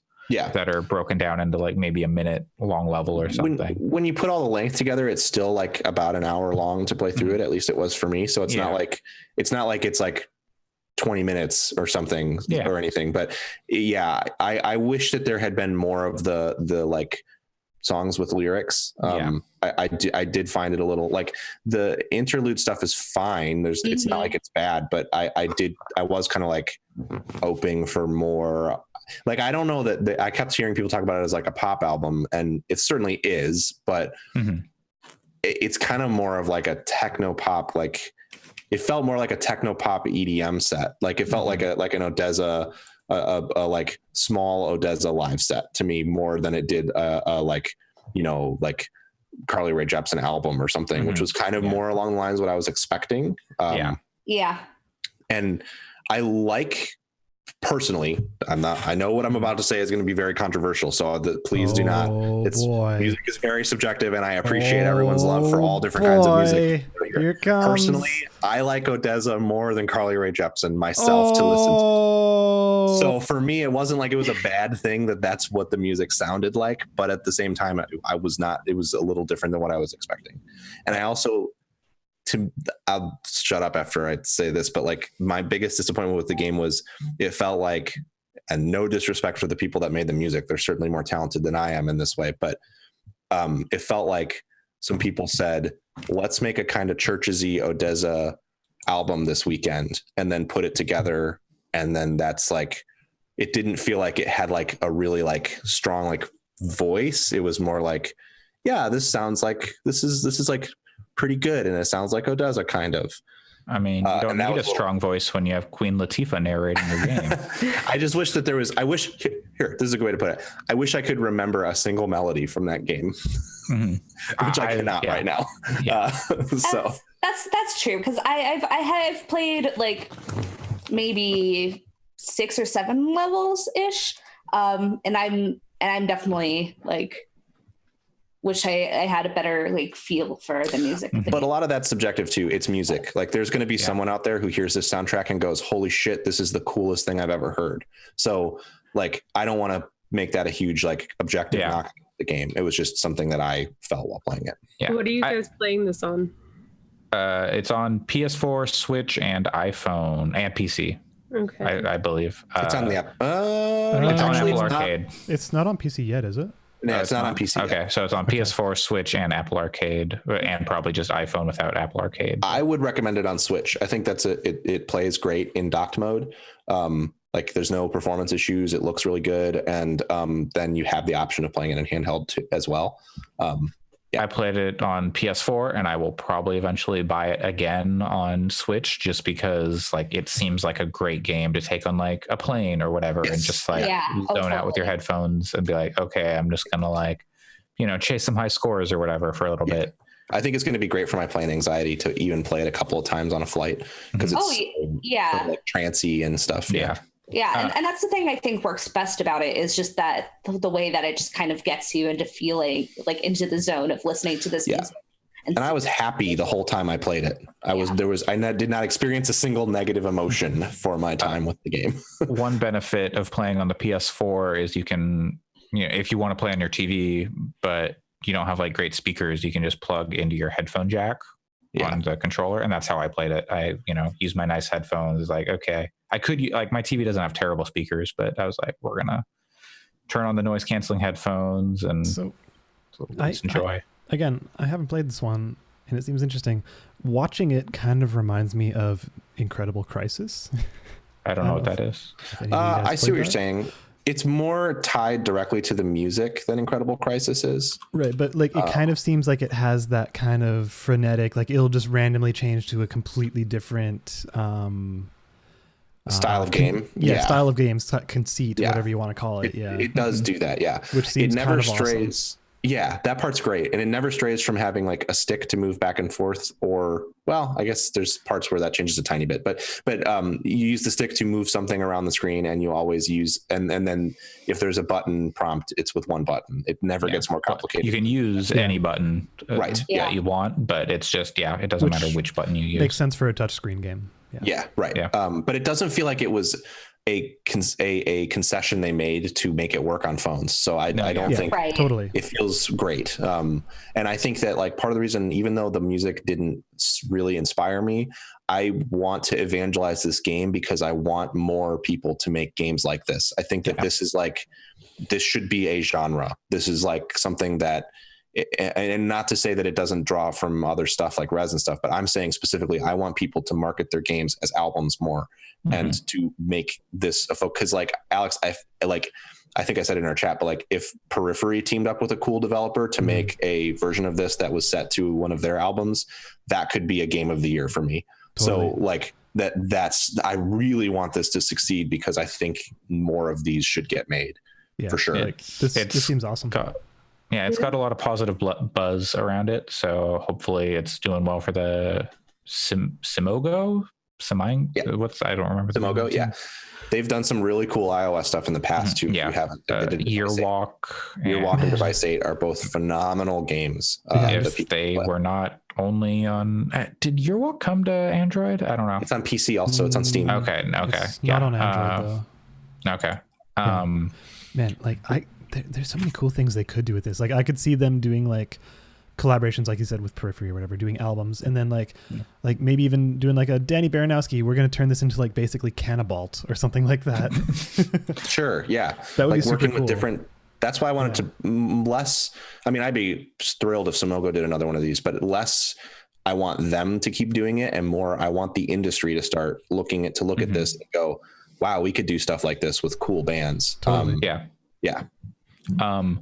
One thing that I do have issue with the gameplay is like if you're trying to get like a high score or whatever, there is an optimal path through the levels, but you're not going to know that like your first time through. And I have no problem replaying them, but some of the things can be like real trick, like some of the points pickups or whatever, because you're picking up like hearts and stuff around the level. Some of them can be like real tricky to get. And like I need to go in this like 6-inch space between two trees, and you're moving real fast, and then also I've got like a weird perspective for this section of the level, so like I can't tell if I'm like actually between the trees or if I'm like just off center, so then like I hit and then I lose my combo multiplier, and I only go back like 2 seconds. But then I'm not getting my full combo multiplier anymore. To restart the whole thing, Or like, I turned left instead of right, so I didn't get like the extra like 300 points. I also think so. This isn't a spoiler. When you finish the games level by level, you unlock the ability to play it as one continuous thing that without like the breaks. And I kind of wish that had been the experience that they initially presented, even though. Yes, you're locking people in for an hour, but like, and again, these are very minor nitpicks, but it would have been cool. I think I would have had an even better time with it the first time if it had just all flowed, and then afterwards unlock the ability to play level by level. Yeah, I completely agree. And then the other weird thing, also not a spoiler because it's in the menu when you start the game, there is a whole set of riddles. Those are like achievements. Yeah, they're like achievements that you have cryptic. They're very cryptic. They tell you like, in the land of the ferns, one must find the apple which resides when 2 become 3. And it's like, whoa. And there are 24 of them. There are 24 of these things. Yeah, and I read that before I started playing the game at all, and I was like, what the fuck? So that's kind of cool. I'm kind of into that.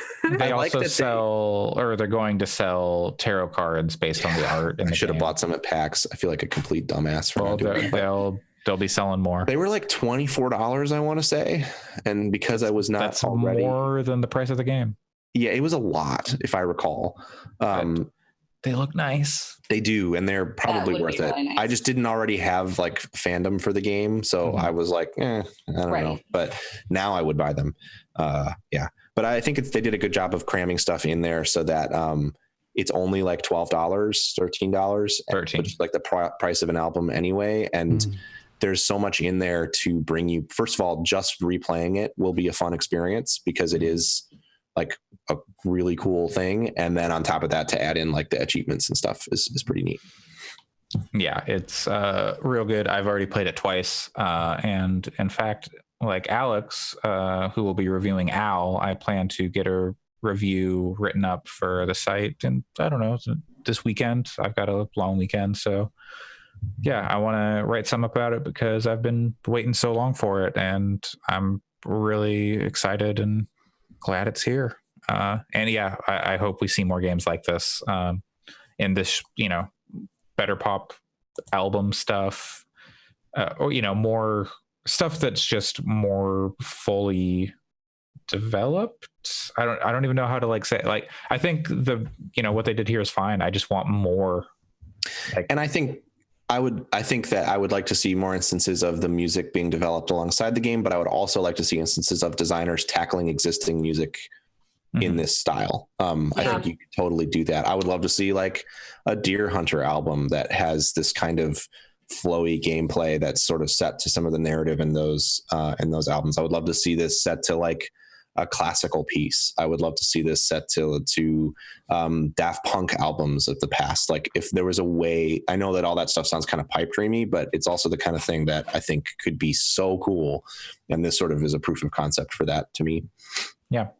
So yeah, that's Sayonara Wild Hearts, and that game rules. Also, pretty cool game that I've been playing. I talked about it last week. Monster Hunter Iceborne. I am much further into it now. I'm like probably 3/4 of the way through the main story stuff of Iceborne. That game's so good. I've, when I started last time, I was only like 2 missions in, so I hadn't been able to get any new stuff. I'd only seen 2 new monsters. And I think everything they did, the changes they made were very smart and evolved the game in some great ways, adding in the clutch claw so you can mount monsters and drive them into walls and stuff. That just opens up so much new possibilities and techniques and ways to handle these fights that it's super interesting again. Whereas I got kind of bored of I think there's 31 or so monsters in Monster Hunter World, just vanilla, after they added some DLC stuff. And this adds 27 new monsters, including variants. So some of them are just are alternate versions of monsters that were in the base game. There's a Nightshade Paolumu, Paolumu. I don't know how to. These monsters got wild names. But instead of just shooting air everywhere, gusts of wind, this one he spits water all over the place and is a nightmare about it. And stuff like that. There's they're bigger than most of the monsters that were in the initial release. Lavinus is real big, and he's a T-Rex thingy. It's lots of horns. I haven't met Zinogre yet, which is a bummer because I love Zinogre. But I don't know where he is. I want to fight Zinogre. Give me Zinogre, Monster Hunter. I'm definitely I was watching someone was watching Pacquiao archive stream of him playing Iceborne last night, and I'm very excited I'm trying to finish the last couple of quests in Dauntless, so that then I'm just in collection mode on that game. Yeah. And then once I do that, I have Monster Hunter reinstalled. So whenever I hit that, then I'm going to jump back into Monster Hunter, because it's definitely I love Dauntless, but it's not at the same technical level. And so, yeah, I'm excited to play some Monster Hunter too. Man, I got back into using the Charge Blade, which is the sword and shield, but then you can stick the sword in the shield and then it becomes a big axe, and you charge it up with elemental damage and stuff. And I forgot how fun that was. That was what I used for most of Monster Hunter World, but then I switched to the spear and longsword and hammer. But then I went back to the charge blade, and I was like, oh my god. My partner bounced off of Monster Hunter World pretty hard. It was one of the first games we tried to play together after we started seeing each other, and she did not particularly take to it, but we've played a lot of Dauntless together, and we were watching that stream last night, and the Charge Blade came out, and she was like, that's so cool looking. I was like, yeah, it's a really cool weapon. And that's one of the things, if you pick a weapon that you don't end up liking, you can switch to a new weapon and it's all, you know, it's almost a new game. That's you know. Yep, and there's for sure. so many choices, and like you'd be like, oh man, I want to jump around and do flippy stuff. You got the insect glaive, and it's just real good. And like if you have Iceborne, all the new changes they made, you know, I think you have to have Iceborne to have the new changes. I don't think it's just in a patch. But then that you can use all that stuff before you get to the Iceborne stuff in the late game. Yeah. So, I'm not going to push to get through the base game stuff before Iceborne because of that, because it'll just be added stuff. I'm not going to wait either. But, yeah, exactly. But yeah, it's real cool. And you know, I'm having a real good time with it. I wish like my Monster Hunter friends were playing it. Because like, you know, Monster Hunter is best enjoyed with other people, much like Borderlands. Like, you know, getting in groups, and like, you know, I can call in people, but like me and my friends call the monsters funny names and say silly stuff, and you can't do that with just random people. But yeah, that's Monster Hunter Iceborne. I'm really enjoying that. We got one news story that I wanted to discuss, unless anyone else has anything they wish to bring up in regards to games. Hell no. Okay, then our one news story this week is very interesting and could have far-reaching implications, but probably not. We'll see. French court says Valve must allow Steam users to resell games. That's kind of a big thing. There have been talks about, you know, DRM and, you know, people don't want to go digital because you can't, you know, you don't own the game, or you can't like resell it. And for some people, being able to resell games is the only way they can buy new games. Right.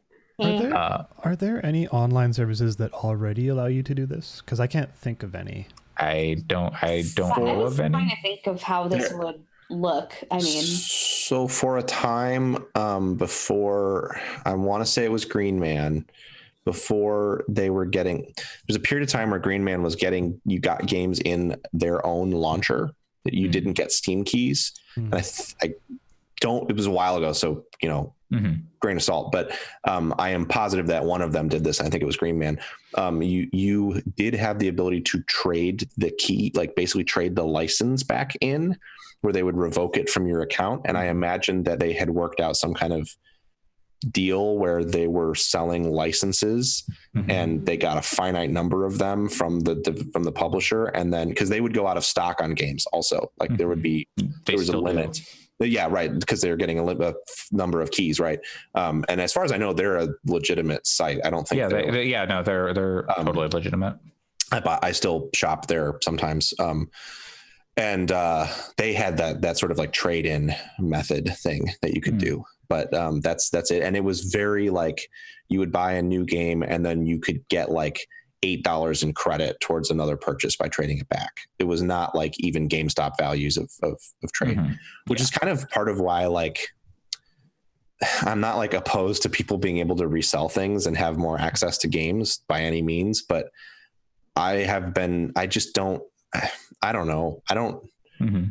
It just feels like it shouldn't. I don't know that I agree with this ruling, I guess. Weirdly. So, I feel weird saying that, but the reasoning behind this ruling is that like it goes against non-consumer, or it goes against like some consumer protection laws, I guess, in France.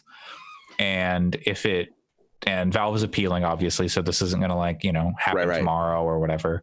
I think this has been going on since 2015 is when this suit was filed. The original case started, I guess. So, you know, who knows when we'll see the outcome of the appeal. It just sets a weird precedent to me for like, because iTunes is going to have to do this then. And any other digital, anybody that sells any kind of digital good is going to have to do that. And then how does that intersect with something like Spotify, where you're paying a subscription to stream the things? Well, you don't that own was it. The first thing that I thought. I was like, I know that not a lot of people are like buying MP3s now. Actually, I just did because of the J-pop thing. But would this apply to stuff like iTunes or buying like a digital MP3 or something like that? it feels to me like ultimately the safer answer for these companies is to just not sell things in France. Well, like it sounds like according to this, it could reach across the European Union. Yeah, I mean, this is a Kotaku story, so Now, I will say, if the way that it comes out is, Valve can't ban you for selling your account to somebody else, sure, that's fine. Whatever, I'm fine with that being a rule. But like, if they're saying that Valve has to develop a system for you to be able to transfer your license of a game to another Steam account, that just, I don't know if I like. Again, Valve's a huge company. They may have tons of money. I'm not saying that I'm like pro corporation over consumer rights necessarily, but that just seems odd to me but yeah, I don't know. Okay, so here are some things from the story. Let's see. The recent ruling states that the company will instead. So another thing that was in it was Steam wallets, and if someone stops using the service, now Valve has to reimburse people for their Steam wallet balance if they are no longer going to use the service. I don't know how they verify that. But yeah, so if you're no longer going to use Steam for whatever reason, or if like someone dies, I guess you could, like if your partner dies, maybe you can get their balance refunded. And that is good. That should be a thing across the board for everyone. Yeah, absolutely. Like, we can only refund you stuff into your Steam wallet or your whatever like account balance is like garbage. Just put it back in the bank account, people. But if Valve refuses to change its rules and posts the court's decision to Steam within a month, it will have to pay a fine of up to 3,000 euros per day for up to 6 months. They can afford it, but yeah. Like if that's okay, so if that's the fine, would it be maybe even more expensive to develop a platform where we resell games? So I feel like they would just be paying the fine. And if it's up to 6 months of fining, then like I don't know, like they're appealing, so I'm not sure how this is. It's all, let's see. It's all big and weird, but like 2014 Australian court ruling led to Steam's current refund policy. So this stuff has led to changes in the past. I also think like it's very hard in a capitalist society to account for this stuff, but I don't think that should stop it. I think that the refunds should just be based on hours played. Like, I don't know that I think that like, and maybe like a long time limit of like a year or something of like, since you bought it.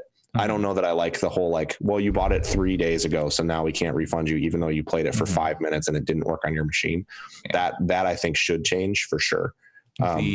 It's still better than like going and buying a physical game at Best Buy and being like, I don't like it. No, it is totally that's where it gets weird. It is better than some situations, but also DRM and like digital rights management stuff is just like horrible across the board for for redistribution. And it starts to make me wonder about things like, I mean, this is a ways away from this conversation, but like, does this mean if we're going to if the conversation on reselling digital goods is going to become a talking point, when is it that, right to repair says if your game is full of bugs and you sold me a technically non-working product, doesn't that mean that I should be able to get under the hood and fix those bugs myself? And you have to make the source code available to me. Like, that's a ways away on this conversation, but you start to see how how are we going to keep treating digital products? Are we eventually going to make it so that like everything has to be open source, which, and like fully tradable and refundable and stuff? Is that a bad thing? Maybe not, but it certainly means that like Valve would probably just be like, you know what, we're not going to operate in these markets. Which I've seen some indie developers saying like, oh boy, this is like not stoked about this ruling, because if someone plays their game, finishes it, and then resells it, is that going to get like, does the developer get a cut of that resale? Does Valve, is it like, okay, I resold it for 20, but I have to give, $3 to the developer and $2 to Steam, and then I'm left with 15 or whatever it is. Who knows? I don't know. I think if they move into actually using real money, it's going to be a big issue, because I remember 5 or 6 years ago, and even more recently, of course, but key resellers were a really big thing in Dota and Counter-Strike, which was basically you had items in your inventory that you were selling, but because you could not sell them legally for actual money, what you did is you traded a certain amount of keys, and because keys are each worth like $1.50 or something, they had a real, like, it was like a stock market almost. Like they had it was headphones for Team Fortress. Those exclusive headphone. Yeah, exactly. Then they got duped, and the economy was ruined. But people were like, they found a way to like sell those keys, like to get gift cards, and then sell those gift cards for money. And Valve was always like, oh, we could do real money, but as soon as we do that, like, because we operate in so many different markets and because we'd be handling actual currency, we have to register as a bank. And they did not want to do that. Yeah, that happened in EVE Online too. That is why when so people talk about, like, when they talk about big EVE wars or battles, they'll say like, it was like 48 billion in ISK, which ISK is the EVE currency. You can actually do a real money calculation of ISK to dollars, because you can purchase in-game playtime with ISK. CCP is always like, do not do that calculation, please. If everyone wants to keep being able to play with purchased in-game time, you cannot talk about this as a real money thing, because then we have to be a bank. Yeah. They also, you can't cash out ISK into real money, right? So if there was a value assigned to it, I guess you could trade it. Yes, I thought there was like a way that they specifically, like, they didn't do something with the game, but I don't know. So exactly. Again, it's like different markets. Yeah, because in some places, the fact that CCP will not exchange your ISK for money is enough to say, well, you're good then. Yeah. But in some places, the fact that I could PayPal Alex $400 for his ISK wallet, because it has a calculable monetary value, means that they already should be registered as a bank, but they just haven't gotten caught yet. That seems weird, because you'd say that about like any online game where you can trade things. Yeah, and this, that's the issue. You could bring it all the way back to gold farmers and WoW. Totally. Yeah, there are markets where that stuff needs to be kept kind of on the low for a lot of these games, because if it's just that governments aren't really paying attention to in-game revenue, but they could definitely start trying to tax it and control its movement. Which I personally don't feel would be good for the health of online video games. So it'll be interesting to see what happens with this Valve Steam thing. Because, does it go, oh, well, you can sell, but it only goes in your Steam wallet, like selling stuff on the market? Or, does it like, okay, you can sell it and it'll go into like a bank account or whatever? Who knows? This is going to be the solution that comes to mind immediately, and I'm not an economist, so this is probably a dumb solution, but if they just made it so that every time you purchased a game, there was an additional step of activating the game and tying it to your account as like a playable thing, and then like prior to that, it was just a gift in your account, and then make it so that someone can pay you, like you can trade the gift all the time, then that seems like it could satisfy that. And then just say, like, the argument they can make to the French court is like, we can't stop you from PayPaling someone for a game that's in your inventory, therefore you can resell it. But also we don't facilitate that, so therefore we're not a bank. That might be a route. But I don't know if that satisfies, because if you activate it, then you can't sell it, because you can already buy it as a gift and then end up activating it after the fact, right? So they already kind of have that. It doesn't force it on you. So they could probably just say, oh, yep, no, see, it's done, it's good already. If they wanted to, but they wouldn't have to appeal if that would be a solution. So I don't know. There are many people with more vested interest and higher understanding of the law than we have, so, especially a French law. So we'll see. We will see. Yeah. But